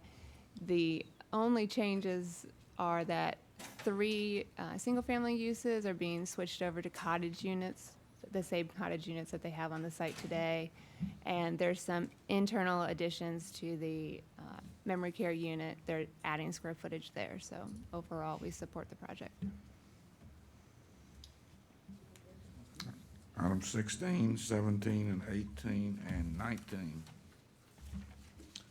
You want to encapsulate those two all at one time? I like That's I like gonna that term. I like the way you read, Vice Mayor. You're Yeah, very I have to read eloquent it with it, but if you'd make them shorter, it'd be nice. We'll make it shorter, well, much less eloquent then. How's that? Item 16, a resolution to annex property along Long Lane Refuge Center PUD subdivision, Bennett property consisting of plus or minus 7 acres for the property located south of Long Lane in East Williamson County Agricultural Center. Item 17, an ordinance to zone plus or minus 7 acres, general office district, hillside Hilltop Overlay, Goose Creek Character Area Overlay, and conventional standards for the property located south of Long Lane and east of the Williamson County Agricultural Center. Item 18, consideration of resolution 2019, a resolution approving the development plan for the Refuge Center for Counseling PUD subdivision for the property located south of Long Lane and east of Williamson County. And number 19, resolution adopting a plan of services for the annexation of the Bennett property, plus or minus 7 acres. So on all these items, from a process standpoint, this was not a unanimous vote of the Planning Commission, so this is really only on work session tonight. In 2 weeks, it will be on for first reading, which will also establish the public hearing, which will be the second meeting in June. So that is our normal pattern, but when it passes unanimously, we put them, as you see on the items right before this, we put it on both agendas tonight. That will not happen tonight, so first reading will not occur until the next meeting in May on the 28th. I just ask if the annex number 16 and the plan of services for annexation be put together. That was kind of the first one and the last one. I'm not sure why I they. noticed that too, yeah. The plan of service should be moved up to. Thank you. I believe the very first item. Okay. We should consider the Oh, plan of okay. services first. We'll get that fixed. So you're saying that should have been item 16? and Yes. everything else should You have want to put gone those down two a number. together? Yeah. Yeah, just in the order of Okay. review. I'll go ahead and try to 19 first. summarize our comments for all Yes. 4 items. The land being considered is within the urban growth boundary and is adjacent to the existing city limits. The plan of service has outlined how the city can effectively serve the property. The property is within 2 design concepts in Envision Franklin: conservation and regional commerce. The layout of the site and the zoning of the hillside overlay supports the conservation side of Envision Franklin. The layout and the site, the layout of the site and the use of the small-scale office support the regional commerce design concept. It also provides an appropriate transition between the residential to the north of the property. And I can answer more questions, should you have them.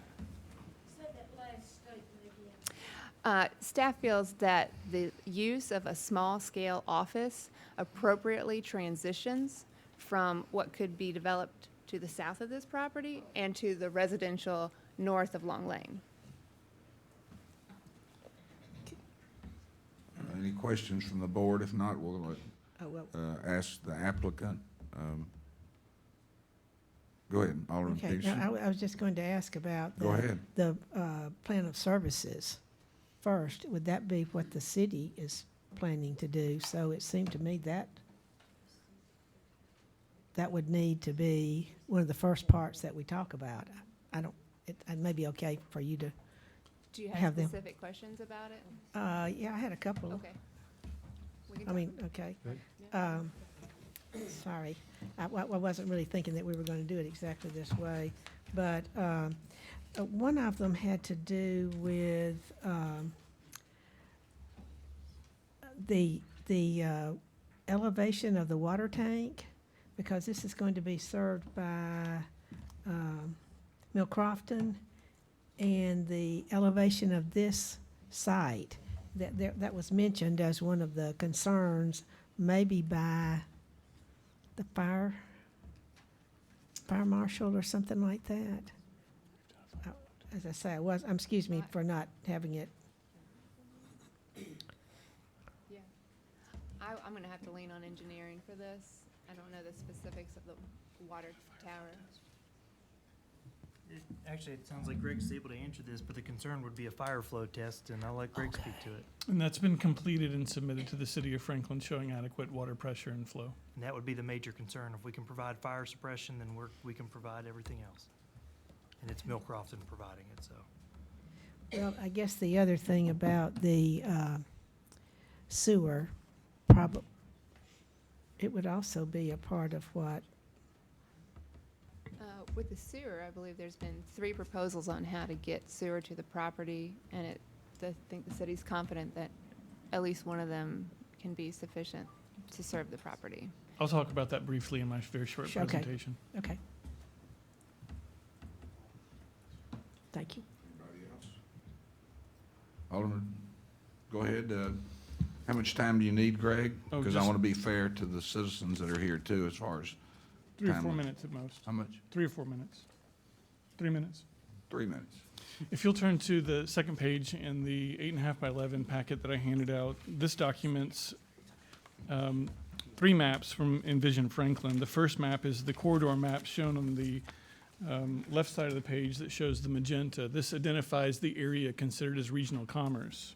And the next map shows an area of green and an area in yellow. This is the height map for the corridors, identifying this property having a potential of 6 stories in height. The green area shows the 12-story in height area. The next map shows the limits of the urban growth boundary, and that this property located in orange is within the urban growth boundary of the city. Now, these 2 maps, the corridor map of regional commerce and the height map, illustrate in Envision Franklin a portion of the design concept. What you're missing as a part of this is the language in Envision Franklin that talks about transition, that talks about compatibility. Through this process, we have submitted a PUD document that provides control for the design. But why regional commerce for this particular area, and why that consideration in Envision Franklin? If you turn to the next page here, this shows Long Lane. It shows the connection of Long Lane that's not here today going across the street to Berry Farms.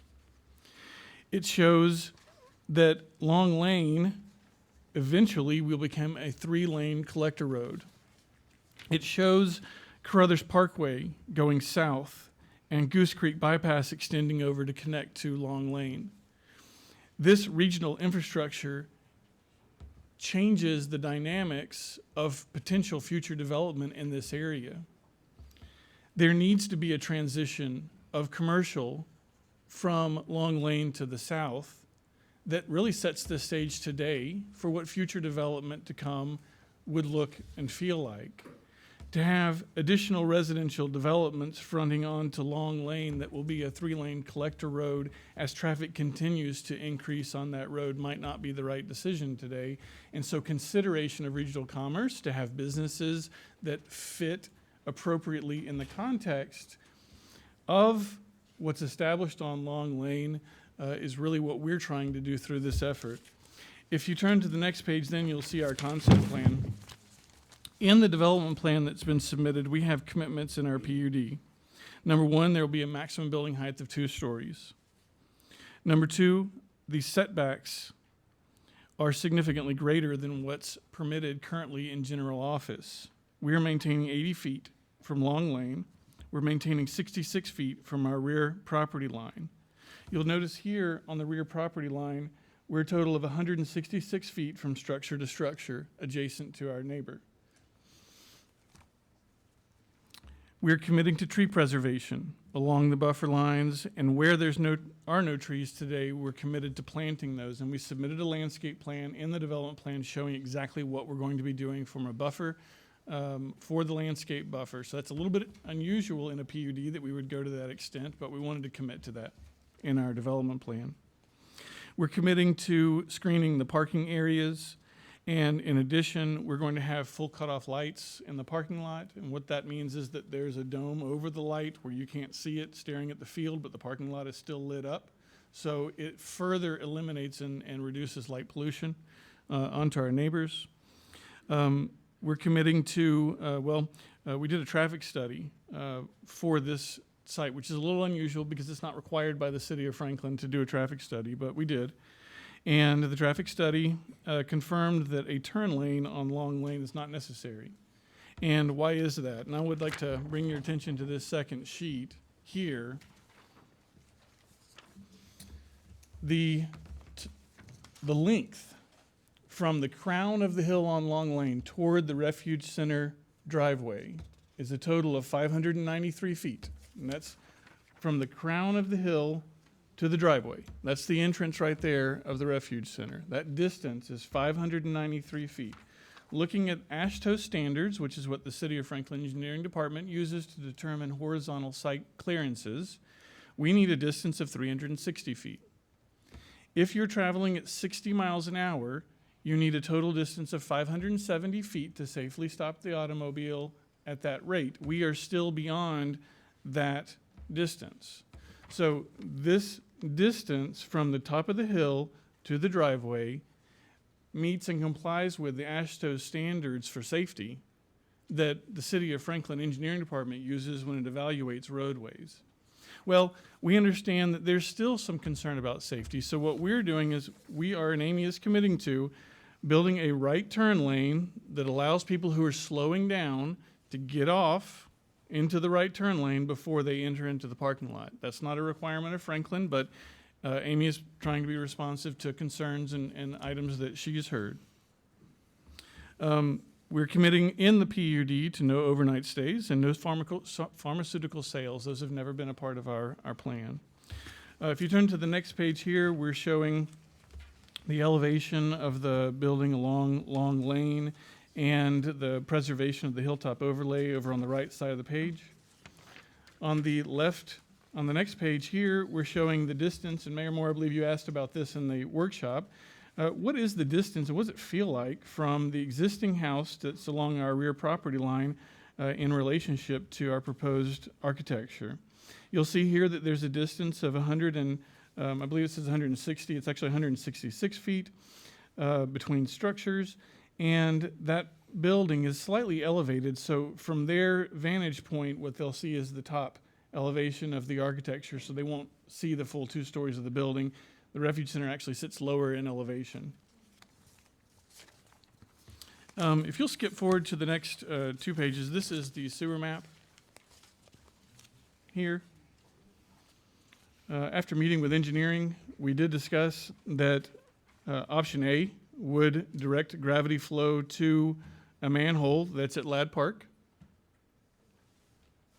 It would direct gravity flow to a manhole in Ladd Park. Option B has a current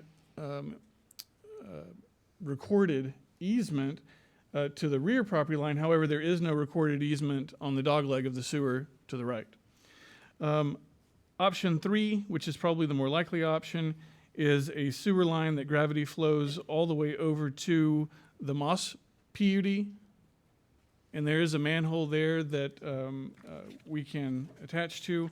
The last page here, this is a map that we're going to be discussing next month.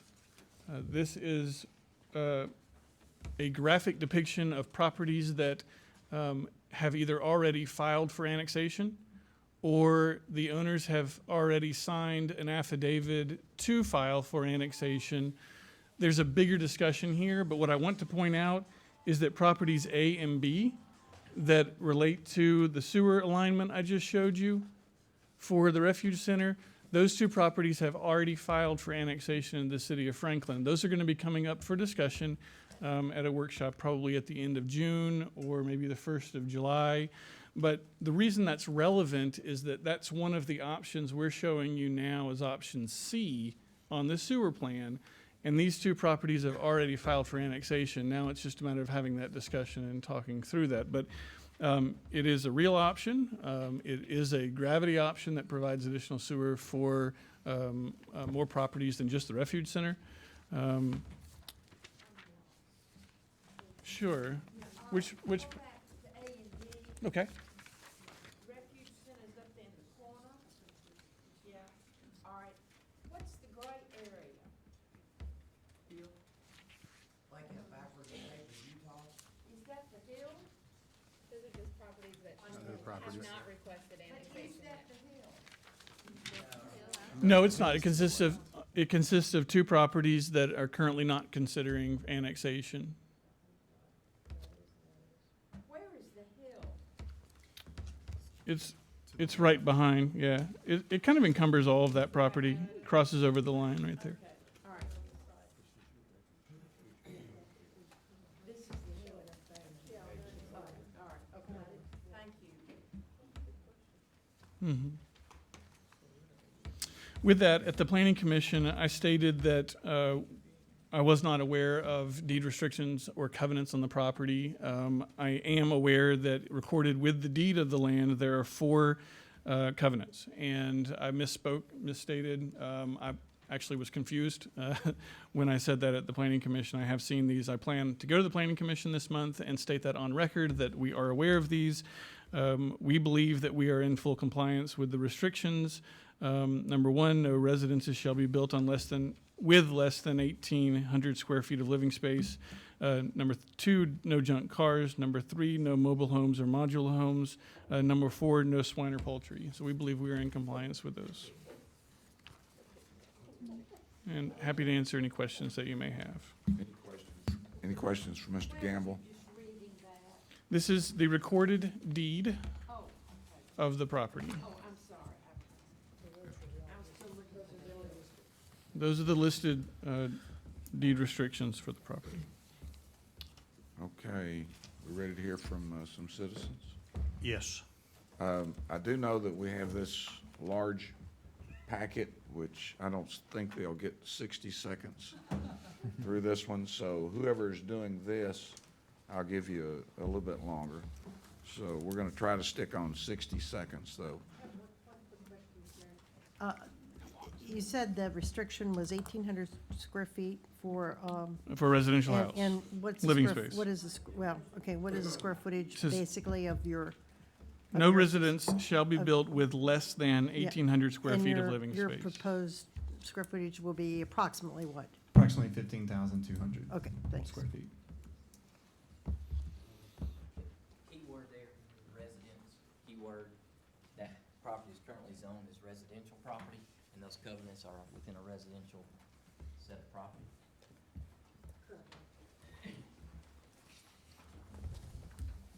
And ultimately, whether or not you're in compliance will probably be determined by a court of law, unfortunately. We don't want that, but it's just the way that it's If gonna you'll be. Come up. state your name and step up to the microphone. Joey Blakely, 4338 Comments, public, please. and 4334 Long Lane. I reside in the Long Lane community. You guys have raised other questions with some of these other folks about what the residents feel about potential annexations and rezoning, and unequivocally, we're all united against this annexation and rezoning, particularly because we feel that Envision Franklin has made a mistake. And I think a lot of what is being proposed by the Planning Commission is solely based on Envision Franklin, and some of the points that Greg Gamble does make are certainly valid. We appreciate him as well correcting the error that he made. I made an error too at that same meeting, saying that none of this followed the master plan for the city of Franklin, and actually Plan C would, Plan A and B, run through my property and another neighbor's, which we're not necessarily wanting to give up easements for, and it does not register with the master plan for long-term growth. Envision Franklin itself, and again, Greg, me, I don't do this every day. We all make mistakes and errors, and he made one as well. We feel like this is a pretty big one by Envision Franklin to overlay this property as regional commerce.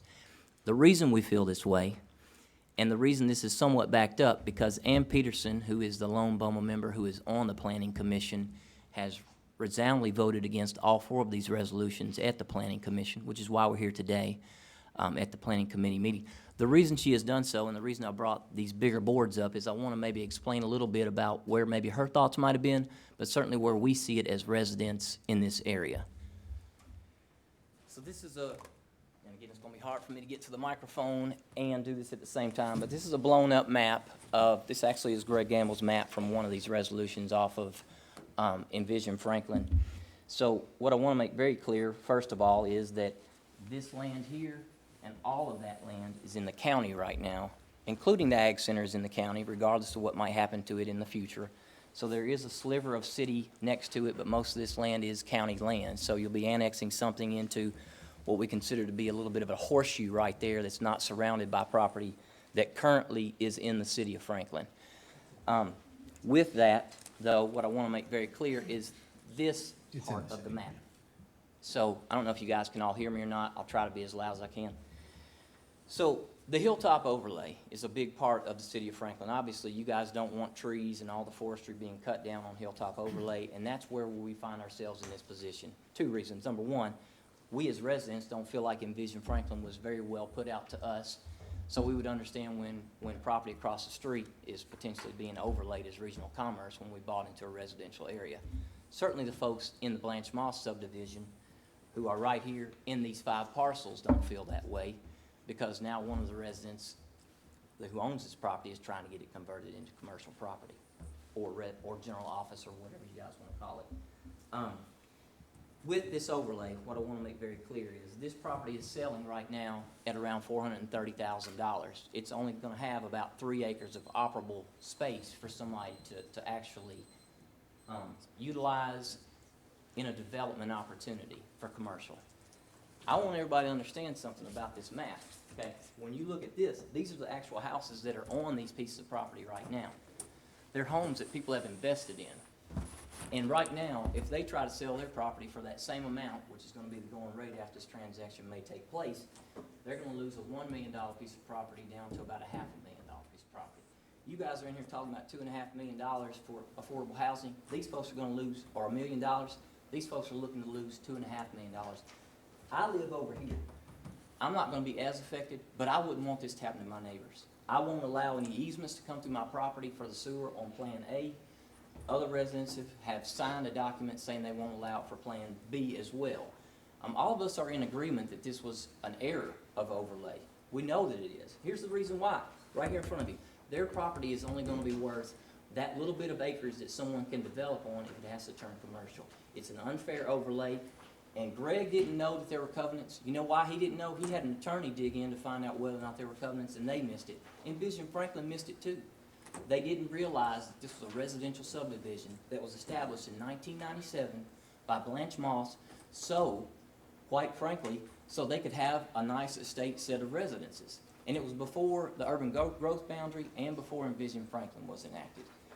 If we want to talk about Envision Franklin, we certainly feel like Envision Franklin has some verbiage in it that's very clear. You can't take a residential property in a subdivision and turn it into a commercial piece of property. Envision Franklin says you don't want to do that. Exactly what they're trying to do in the opposite direction. They're trying to make something look like a residence in a residential subdivision and development. The packet I have in front of you is pretty clear on some of the things. You know, we obviously have the email from Greg. I reached out to some realtors in the area because I think there's been some sort of misleading misconception that we're going to make a bunch of money out of this, or that those residences that are next to it are going to make a bunch of money by it becoming commercial property. And quite frankly, I've had some of them reach out to me and say it's the exact opposite. And over the next few weeks, we plan to make sure that some of the more prominent realtors in the city of Franklin email you guys and let you know that this is going to be a loss for these folks in this area. You have on page 5, actually the warranty deed is in here, pretty big so everybody can see it as well, so you can understand. Yes, there are some points that are covered within that set of covenants, but with that being said, this is residential property right now, so it's residential covenants, and ultimately someone else will have to decide that when it really comes down to it, if we get to that point.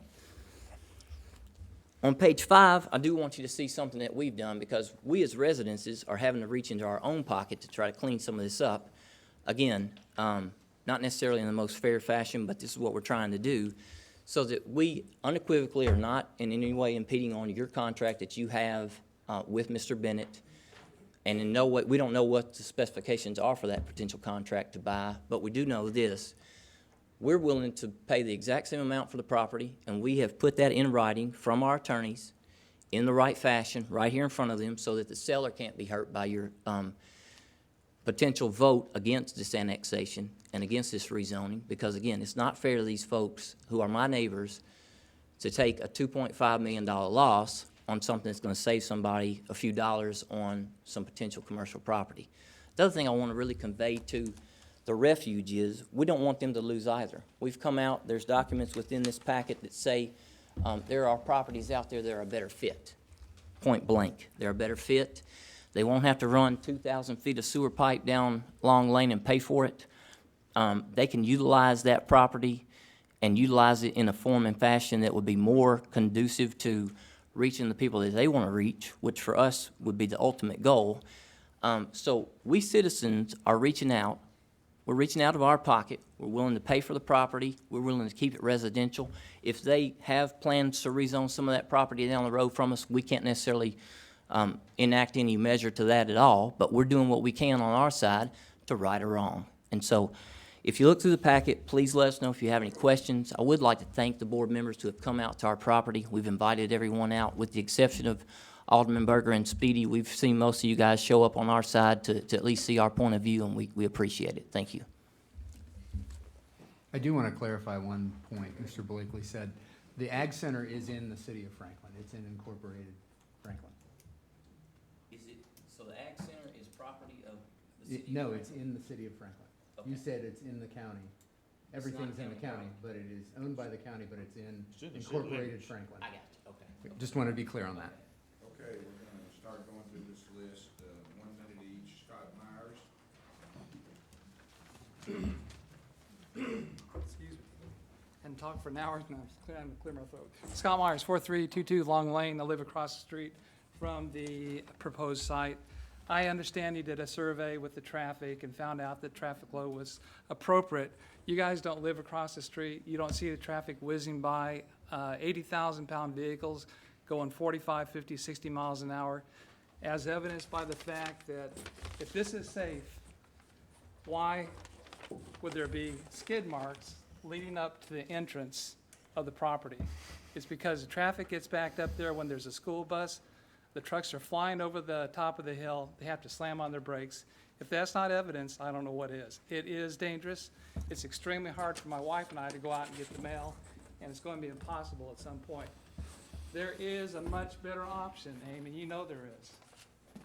Liberty Pike is a better site. It has all the existing services, easy accessibility, sidewalks, 3-lane road, traffic light, street lights, easy accessibility, a mile from downtown. We're talking about having to make the residents drive out to a remote area, a dangerous hill. It's not fair to the citizens of Franklin. Wow. Am I on time? Awesome, thank you. It was tight. Followed by Steve Abernathy. You'll be ready, Steve. Amy first. Ladies first. Hi. They said just about everything I was going to say, but I'm Amy Myers, and my address is 4322 Long Lane. I'm right across the street from the proposed site. There's a lot of stuff that I feel was a mistake.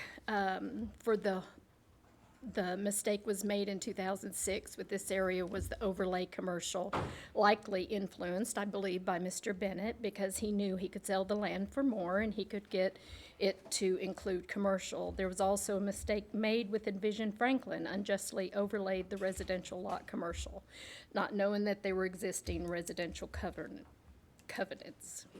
Why would the city want to gamble and make another mistake by creating a dangerous environment for us and the citizens traveling to and from and around the site with an obvious blind hill and a blind entrance? A vote no to annex is a vote for the citizens and an opportunity to correct the mistakes made in the past. And that was written down.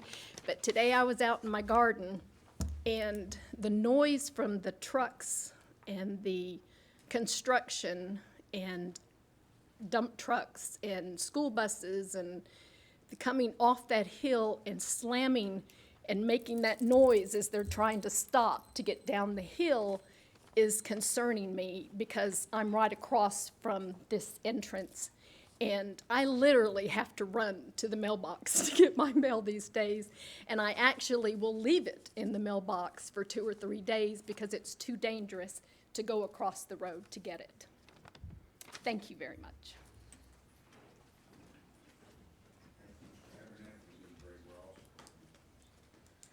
Steve Abernathy, 152 Clyde Circle.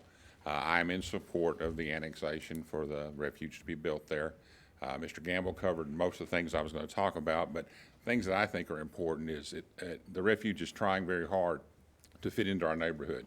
They're trying to build a facility that is similar to the other construction that's in the neighborhood, so it looks as residential as it can get. It's 1,500 square feet, but it's built in a U shape, so from the front, it can be a 5,000 square foot house with brick, with chimneys over the top of it, so the roof looks very similar to the other construction.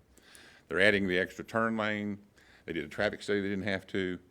They're using the low-intensity lights, everything they can to try to fit into the neighborhood. I think it's unrealistic to believe that the rest of Long Lane's not going to be developed into some type of commercial office-type construction. And when I look at the plans that the refuge has and the construction, it is a good fit for the neighborhood and a good transition point. You've heard that word mentioned many times about transition points. As far as how much money somebody's going to lose on selling their property, you know, when you live across vacant farmland, that can always happen. That's one of the things that I learned very early in my life, that unless you want to buy it and control it, you can't expect it to stay that way forever. I feel for the residents on Long Lane, but I think they had the opportunity to buy it and they chose not to. So I'm again for it and hope that we can work this out and the refuge can be a good neighbor for us. Thank you.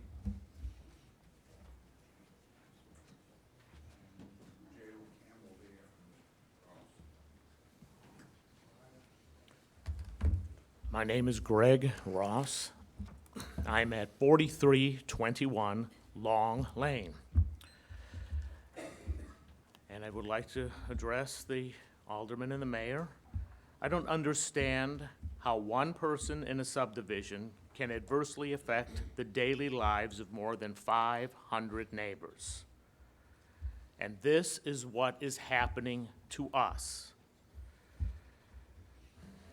How is it possible for a city to place an overlay of commerce over an existing subdivision with deed restrictions and covenants and luxury homes built in this subdivision? Is it because the agricultural center is behind some of the houses? Well, the agricultural center is more than 1,000 feet away with a large span of green space between the homes and the Ag Center building. So, to be clear, an office building does not belong in the middle of these homes. This is a residential county lot, and to make it commercial, putting a building, a commercial building, a office building right next door to a luxury home, across the street from a row of luxury homes, and then across the private drive from another luxury home, does not make any sense. And I believe this could set a precedent for the city of Franklin. You could take any subdivision and you could put an overlay in that subdivision, and if there's a vacant lot, oh, we'll build a commercial building on that vacant lot in the middle of a subdivision. And I do appreciate you taking the time to listen. Thank you so much.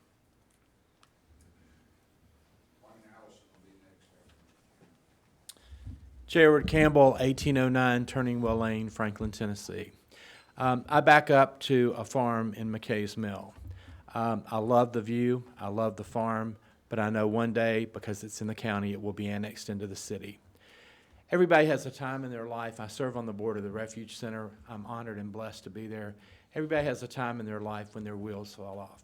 And 20 years ago, my bride left, and I was hoping she'd be here, but 20 years ago, the wheels fell off, and I attempted to take my life.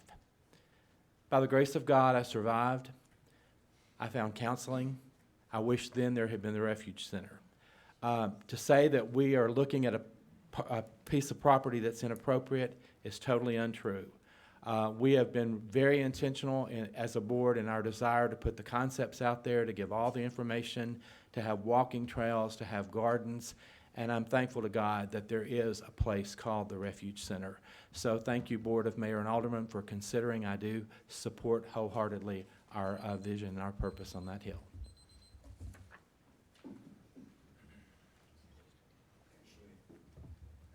Ashley Hedge will be next. Good afternoon, Mayor and Alderman. Thank you for having us here. I'm Dwayne Allison. I own Tract 4, less than 100 yards south of the proposed site. I want to talk about a couple of things here. I know whenever you're looking at an area like this, it's very beautiful. It seems like sunshine and rainbows all around there. But having been on that my property on that same hill, the same topography the last 20 years or so, there's some things that are key considerations well, one thing is I understood this evening that the building is roughly 60 foot from Greg Ross's property. That's only 20 yards. That's not very far. I mean, you know, you could throw a football way further than that. But so as I understand that the public will be invited to go on the walking trails and out in the gardens. Well, how are they to know what the boundaries are between this property and the neighbor's property? It's on a hillside. It's very enticing. Hikers like to hike hills. I love to hike myself. So there are some hazards there. Greg, how's Greg supposed to keep children out of from falling in his pool and swimming? I mean, and drowning. There are steep bluffs there. I have a firing range there. How are we supposed to keep people from getting injured that are unexpected of some of these hazards? Are they going to put up a fence to protect their own clientele?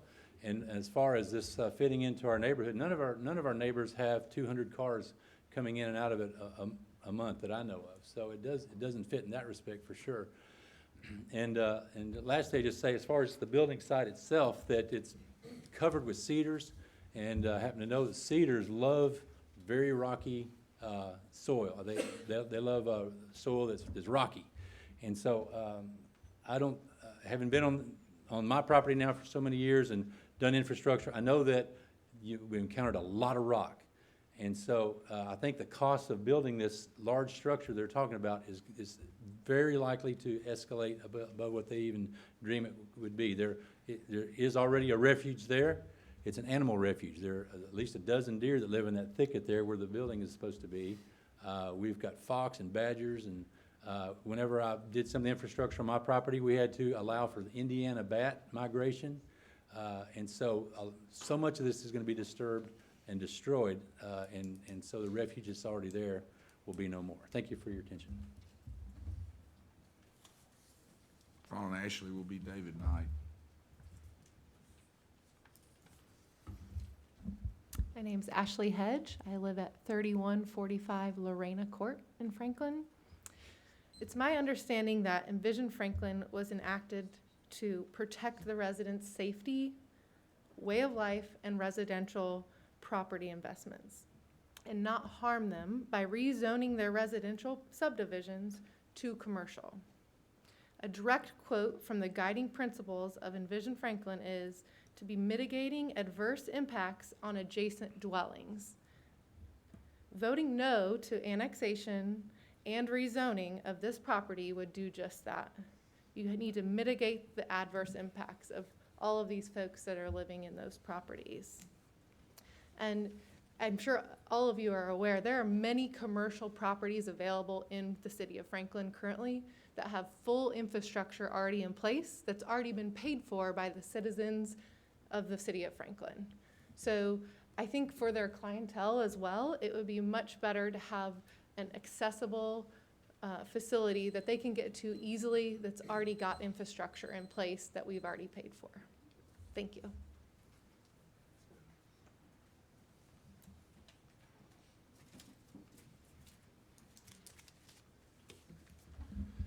Mr. Mayor, Mr. Vice Mayor, alderpersons, commissioners, staff, thank you for the opportunity of speaking on this issue. My name is David Knight. I live at 4324 Long Lane. 30 years ago, I'd never heard of Williamson County, Tennessee.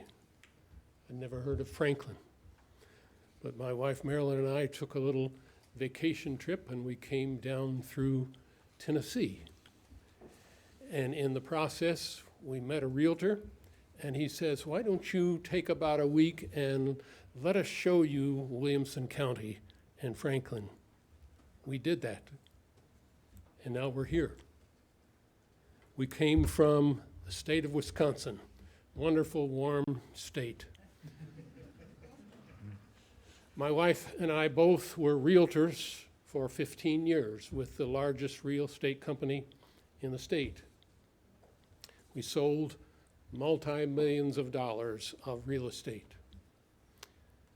At the same time, the realtor organization, Milwaukee Board of Realtors, elected me to be the president of the Realtors Association. That was an organization of 1,500 people. In addition to that, I was appointed as a director of the Wisconsin Realtors Association. You probably say, why are you telling us all this? That experience of the 15 years gave me a tremendous understanding and a grasp of what creates value in terms of real estate. 28 years ago, we moved to Williamson County, and we love it here. 8 years ago, we bought our property on Long Lane, 8 acres, built our home, and we love it there. About 2 months ago, I sat here in this room and listened to probably 50 to 60 people lined up over here coming to this podium to say why they felt like this was the proper place to build the refuge. But I took note of the fact that I would say 80 to 90% of those people gave reasons why they felt like the refuge would be a good experience and a good mission, if you will, for City of Franklin and for Williamson County. But as they came one by one, they gave their name and they gave their address, and I would say that 80 to 90% of them, their homes were outside of Williamson County. They were not taxpayers. We that are opposed to this annexation, we live here. Our investment in our real estate is at risk. I learned through my 15 years of experience as a realtor that what happens in the neighborhood impacts either positively or negatively the value of your real estate. So, ladies and gentlemen, I urge you to discount those people that talked about just the value of the ministry or the service, but to give credence to the fact that this annexation and the establishment of the refuge at this site will negatively impact those of us who have invested our savings in our real estate. Thank you very much. Any other questions or comments from the board? We'll move on to item 20. One question for clarification is the overlay versus the covenant. And is this something we do often? And we may not have an answer. Is that something that we create overlays in areas that have specific covenants? Or is there an issue with overlay and covenants? Maybe I just need to know that for future. I just want to chime in real quickly Yeah. regarding the overlay. It's actually the design concept in Envision Franklin, which, as most of you know, is a guiding document for a horizon period of 25 to 40 years. There's not actually any overlay zoning that is placed on this property, as it's not currently in the city. So, in regards to the covenants, When you annex it, you establish zoning. That's how it right. works. In Any regards to property. the covenants, as the city of Franklin, those are private covenants. We do not investigate into private covenants for individual properties normally. That's not something that's part of the planning process. I just want to make sure there was no legal standing there that we have created something that, but we don't even have it. Okay. That's Well, more of that a helps. private property owner consideration. Alderman Berger.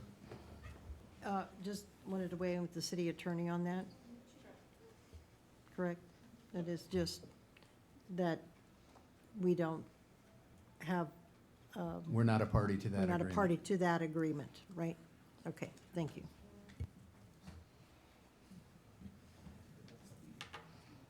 Alderman Speedy, I'm sorry. So I have one question on several of the maps. The property just south of the Bennett property lists Emmanuel Community Baptist Church. Is that civic institutional, residential, and I guess was? Well, it's outside the city limits, so we don't have a zoning on it. It's county zone. The land use is residential for that property, but it is, again, not zoned into the city because it's not a city property. Can you clarify, you're asking who, I guess they mentioned that it's a which property- residential, which property? just south of, I guess just south of the property. and it's owned by who? It says Emmanuel Community Baptist Church. So I was Oh. just curious, they've talked about it being a residential Yeah, I thought so community. too. It's a home. By the preacher of that church. That's his church. He's right here. Ray Ross. He's the one talking to you. It is zoned residential, it is used as my residence, and it has always been. And And it's, that is the future of that property. but it's owned by It's owned by a church, but a it's, civic institutional? Okay. no, it's not civic Or it's institutional. it's It's the pastor's residence. Just who owns it. County, okay, all right. Pastor's residence. Thank you. Quick question, Mr. Mayor. Can I ask a quick question just on the line of covenants? You guys are saying that private agreements aren't your responsibility, but in some of the other resolutions, you're bringing up instilling a covenant, if you would, protect things. I just want to make sure that that's not, something that you guys are actually asking someone to instill a covenant in that affordable housing. And I just want to make sure that you're recognizing that covenant, that you would recognize the covenants of this residential property as well. I think we've already answered that, so that's it. I would agree. We're ready to move on to 20, 21. All right, item 20, consideration of ordinance 2019-10, order to rezone 22.04 acres from general commercial district to specific development variety district and rezone 5.15 acres from general commercial district to civic institutional. Item 21, going along with that, is a resolution approving a development plan for the PUD subdivision. All right. So to clarify, the CI zoning being proposed is for the parkland dedication portion of this development plan. For the rest of the development, Envision Franklin recommends a regional commerce design concept, and the plan, staff believes, supports this design concept. The intended building layout maximizes building frontage on the internal road to activate streetscapes. The uses, which include attached residential, office, and hotel, help to further integrate a mixed-use node at the I-65 to Carruthers and McEwen area corridor there. This has one modification of standards for roof pitches. Attached residential per the zoning ordinance is required to have a roof pitch of 3 to 12 to 12 to 12. But with an urban form like the development is proposing, staff would support a flat roof, so we support the MOS, and we also support the project. So if you have any questions, I'm here to answer. Sure. Alderman Burke. Okay, can you tell me about the roof? Why are we supporting a flat roof on that? And what was the purpose? Why did they ask for that? I didn't know about that. It's a more urban form, and we believe that it's in the area today, across the street at the Franklin Park Apartments. Those are flat roofs as well, so it's a form that's in context, and So it's consistent. it's consistent with the Okay. area. Mhm. Thank you. Any other comments or questions? Okay, we'll move on to Item 22, 22. discussion concerning the Cool Springs transportation planning and impacts associated with development. So this is really a broader concept we wanted to talk to you about. It does relate to the items you just talked about and the item that will follow this. As there is further development and redevelopment in the Cool Springs area, it changes some of the impacts on the transportation infrastructure. We had a discussion with you a meeting or two ago about the similar types of impacts on the sanitary sewer system. And so this is really a similar concept as it applies to roads. And what we'd like to bring before you is the need to do some further in-depth study and modeling related to what happens as some of these concepts, like the one you just heard about, carry forward. What does that do to our transportation network? And what are some options we have to work with it? So that's what our team wants to lay out there. As we talk about specifics, we want to have a broader framework that has some additional planning and modeling associated with it so that we can all understand as clearly as possible that the impact that comes with some of these projects on the broader network. So I'm going to introduce Adam Mosier. He's our traffic engineer. We're very excited to have him. He comes with a ton of municipal experience. And I knew we were in good hands when on day one he was already retiming signals. So very excited to have him.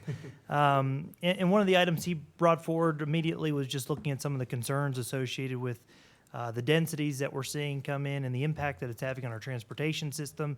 And very similar when Mallory Green came through, we quickly highlighted the failure level of service there at Mallory and and Liberty Pike and Royal Oaks. We're starting to see a lot of failures at intersections in that Cool Springs area, which does not meet the level of standard in which our zoning ordinance requires. And so it's of a concern, and we need to make sure that we understand your long-range expectations and we're adequately managing development to achieve those expectations long-term and the quality of life that you see every day in the Cool Springs area. So that said, I'm going to turn it over to Adam to walk you through a brief presentation. Yeah, thank you. Nice to meet all of you. My phone is always open, so please call. It's Carl's old number. So, yeah, really when I came to Paula, what I kind of was getting used to is the development that was going on within the Cool Springs area, especially on the densities and the amount of trips that were being produced by the developments. Are you on? Yeah, I think so. Am I not here? I'll just get closer. There you go. Yeah, there we go.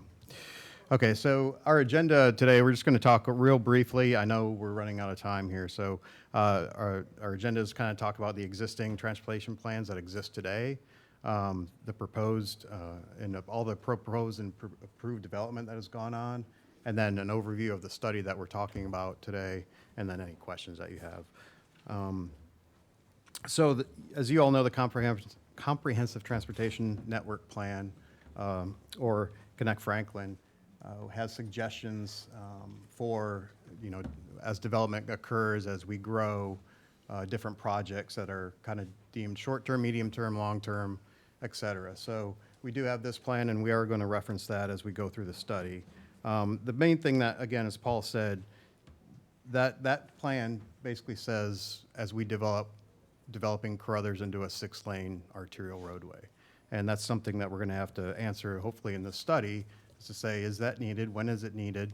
Because it might be sooner rather than later with what's been approved. And the question is, do you want that? Yep. Well, that's part of what we would lay out for you is what the implications are and some options. Yes. And not only that, we'll be looking at the intersections as we go along there. And one thing in the next plan is the IGP for Carruthers and McEwen. It kind of goes hand in hand with this particular study. The IGP has recommendations. Of course, we looked at Carruthers and McEwen, and it has certain densities and trips that were estimated. And now we have an approved developments where we know a little bit better about what those trips are.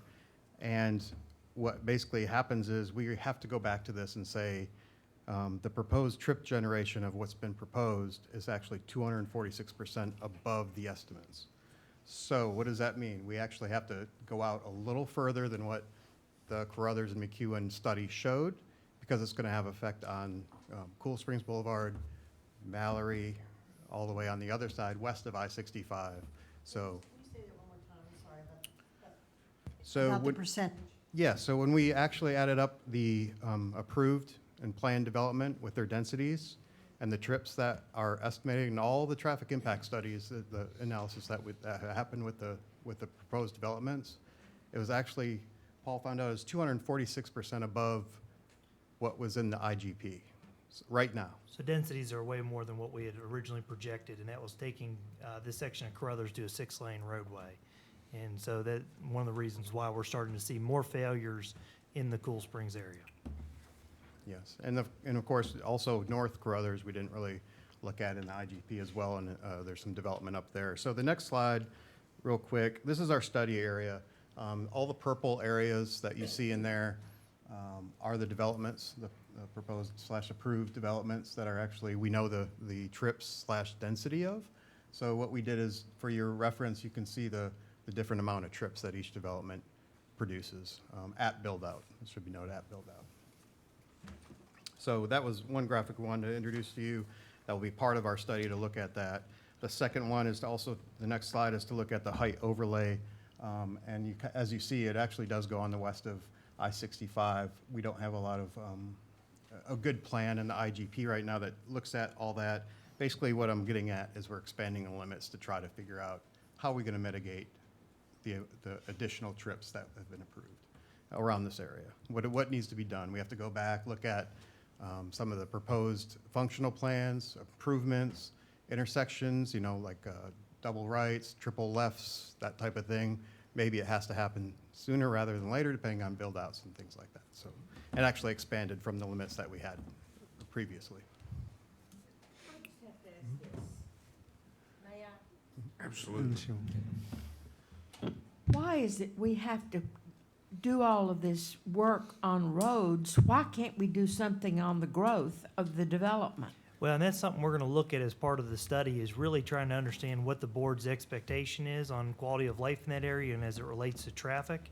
And we need to look at long-range planning for how do we try to, I guess, match development with the growth that the board wants to see over there. One idea being a chip generation overlay of that area, so that when a developer shows up and wants to make a big investment in the property, we need to be able to answer that question right then and there of what that max trip generation is or max density that they're allowed to have, and be able to answer those questions so we can match the land use with the infrastructure.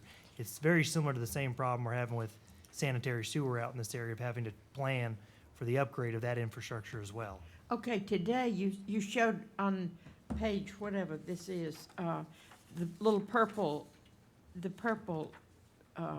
colors of proposed developments. All right, what if somebody comes in tomorrow and wants to do something on the other corner, wants a big development on the other? I know you say you gotta know, but how do you know? Yeah, right now what we do is we make them mitigate the impacts that they're having to the best of our ability. So if they start triggering a failure level of service, we make them mitigate that into an acceptable level of service. And, this close to an interstate, with the overlay district that's in place, failure may be acceptable during those peak hours. You may say otherwise that it's not acceptable. But what we're doing right now, and you'll see it on the next one, they're doing a significant amount of off-site improvements to try to mitigate the failures that are occurring to maintain an acceptable traffic flow through that area. Most of it is a peak hour problem, Well, so if it's we're not all day long. If we're 246% above, somebody did something wrong, or we didn't catch something before they. And that's why we're coming to you with these failures, as we learn about them and see them, that's why we're bringing them forward right away. And what we're also trying to do is give you a broader framework to look at it, so that it's not just development by development. It gives you a sense of how the broader area works together and what are some of the options to help manage how traffic works. And a lot of these studies come in piecemeal, so as Eric said, it's really, we need to take a step back and look at the broader impact and come up with a good comprehensive plan that we can stick with and achieve what your desired goals are. Okay. I'll be real brief because I know you've got a presentation. We'll just go down the line. Okay, I We just haven't want to be finished real the quick about it because I know you've got to get on with it. Yours is on, it's reverberating. So we want to match the land use with the infrastructure for the future, but the future's here. It's past us. This is the last parcels of land in Cool Springs. We're 20 years late, 15 years late, 10 years late, whatever. And I'm not disparaging anything that you're doing here. I'm thanking you for it, actually, because we need you. And Adam, I'm so glad you're here in looking into this with our team. But this is something that can't be put off. And because we have development, we have approved development in this area. Ovation is sitting there. It's not, nothing's being done right now, which is a godsend probably to us that it's not. And the other thing is, but we just have other, from Lifetime on down, Carruthers is going to become very full over so many years. Right. Now, it's not gonna happen tomorrow, even though we're approving some things tonight, and we talked about it. That's not happening tomorrow, but it's the question of how do you build parking at the mall? Do you put in parking at the mall for Christmas, or do you put parking in the mall for every other day of the year? Because when you know at Christmas time, in the past, now shopping is a lot different these days, so we're not having probably the problem at Christmas time that we used to have, but you couldn't find a space. It was hard, and you can't get in and out. So one of the things that Margaret brought up, that Alderman Martin brought up, that when we look at this, you know, is it an F? Yeah, well, is it, Paul, you says, is it acceptable at certain times of the day? Well, maybe it is. We don't like it, but you go over there and it's not that way all day long. So do you build parking for Christmas, or do you build parking for 364 days a year? So I'm looking at this, and I'm not saying that to belittle the problem over there, because we do have a traffic problem, we do have a flow problem. And it occurs more often during off-peak hours as well. We're getting more and more of that. So I just want to say that, so it's out there that we're going to be talking about the peak hour problem, but also there are connectivity issues that we need to do. If we had connected in the past all those commercial areas on Mallory, from the Toyota place all the way down to Sam's Club and down, we wouldn't have people out on Mallory all day, because many people go from place to place. And we did some connectivity. So anyway, I just wanted to say that along with that, because I think that there are, and then you asked about what do we want to see there. Maybe we don't want that. Well, it's not about what we want. It's about what the needs are. What are the needs, and what are the needs of the drivers and the people to get them around, so we're not having people sit in traffic for extended periods of time. And we fully expect part of Yeah. the process will be to look at larger policy decisions. What do you want in the area? What's acceptable to the board? What's acceptable to the citizens in the area? So Could what, we move on and finish the yeah, what is acceptable? presentation? What's acceptable to the people? This is important. What's acceptable to the people who have, who like Schneider Electric and Franklin Park? Those people who come to work there, and those companies that commit to come to our city to work, but yet we can't accommodate the people to get in and out. So that's the other scenario. Continue. So really, our next steps with the study, and as we talked about, is we want to look at the areas as broadly as we can as a Cool Springs area, look at what's out there now, what our level of service is right now, basically taking some counts and doing things like that. And then we're gonna plop the development, the approved development on top of it, and see how it fails. So the whole area, see how it fails. We all kind of know what the answer is to that. Some of the questions in the presentation, real quick, you know, what is acceptable amount of delay, like you brought up? What is actually, is a F, and Jonathan said, is it F for 1 hour a day? Is it 2 hours a day? You know, when is it, how much is that? So that's what the study's gonna look at, hopefully, answer for us, well, better answer for us. And then again, like Paul said, the trips per acre. Do we start restricting trips per acre on future development? And we really need to know that, without additional F delay, you know, how many hours. So we'll have some recommended projects, develop new functional plans. They'll review everything that we've developed so far. That's, you know, we don't want to throw the stuff that we already did out. They have to bring that in and say, yes, this is going to improve it. How, at what level? So, and then we'll revisit it, bring back suggestions to you, recommendations, and let you all know what the recommendations of the consultant are, as well as, you know, the delay and levels of service. Well, we got to move forward with a request for qualifications and select the appropriate firm. It'll take a few months to do that, and then a study of this nature is going to take about a year to really work through all the details. Until then, as development comes forward, we'll highlight the failures to make sure you're aware of them. You know, density does make sense near the interstate, and that's where we're seeing a lot of it. And we'll work with you on a lot of those policy decisions so that we can be on the same page as to what when a developer walks in the door, what they need to do to meet our requirements and meet our standards.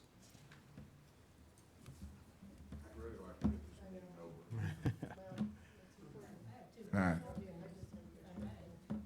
Well, first of all, some of us remember why there's not connectivity all along between Sam's and Walmart, because there was a stream there that we were not allowed to cross. The other thing that I wanted to say is really kind of facetious. What's all this stuff that we've been doing that we said everything is walkable and people are not going to have to get in their cars?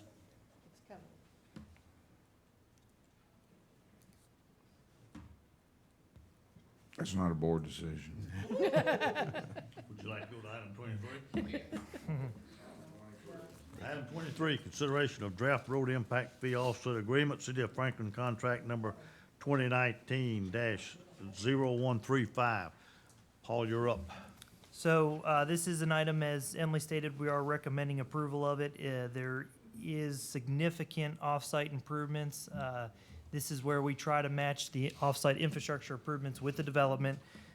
We are requiring through a road impact fee offset agreement, the widening of McEwen Drive is 3 lanes from I-65 interchange down to Carruthers Parkway. We're requiring 2 right turn lanes to also be built from eastbound East McEwen Drive to southbound Carruthers Parkway, and then widening Carruthers Parkway across the frontage of the development southbound to 3 lanes. The anticipated arterial road impact fees is around $7.6 million. We are still working with the developer on the exact cost of the construction associated with this. Our initial estimate is around $5.9 million. Theirs is significantly higher, but this isn't a draft format. We're just trying to pair it up with a development plan, and we're working through them. I will highlight that there are some intersections that don't meet your level of service, that are approaching the F and the E level, even with all of the improvements. And so we wanted to make you aware of that. But again, this is a location where density does make sense, this close to the interchange. The developer is doing significant off-site improvements, and we are working towards finalizing the plans associated with upgrading the McEwen interchange right now as we speak, which I believe is in the capital plan. And so with that said, I'm happy to answer any questions. And again, the impact fee offset agreement is still in draft format and a work in progress. 24. Consideration of City of Franklin contract number 2019-0122, Parkland Construction and Dedication Agreement between the City of Franklin and SSCH Franklin. Thank you. Just as Paul said, with the other impact fees, is the total impact fee for parks for this development is $2,065,920,000. We are recommending approval of this. It would be part of the agreement would be construction, land dedication, acceptance of those parkland improvements, which include 5.5 acres of a public park, which would connect to Huffines Ridge, which would be mountain biking. There are also some private eligibility improvements, such as 2 pools, and there's also a plaza that would be open to the public that we could consider more of an urban park setting, that they would receive some offsets. And so again, the total offset for parkland impact fees would be $2 million. Any questions that may answer? Okay. Thank you. Seeing none, we'll be back in about 15 minutes.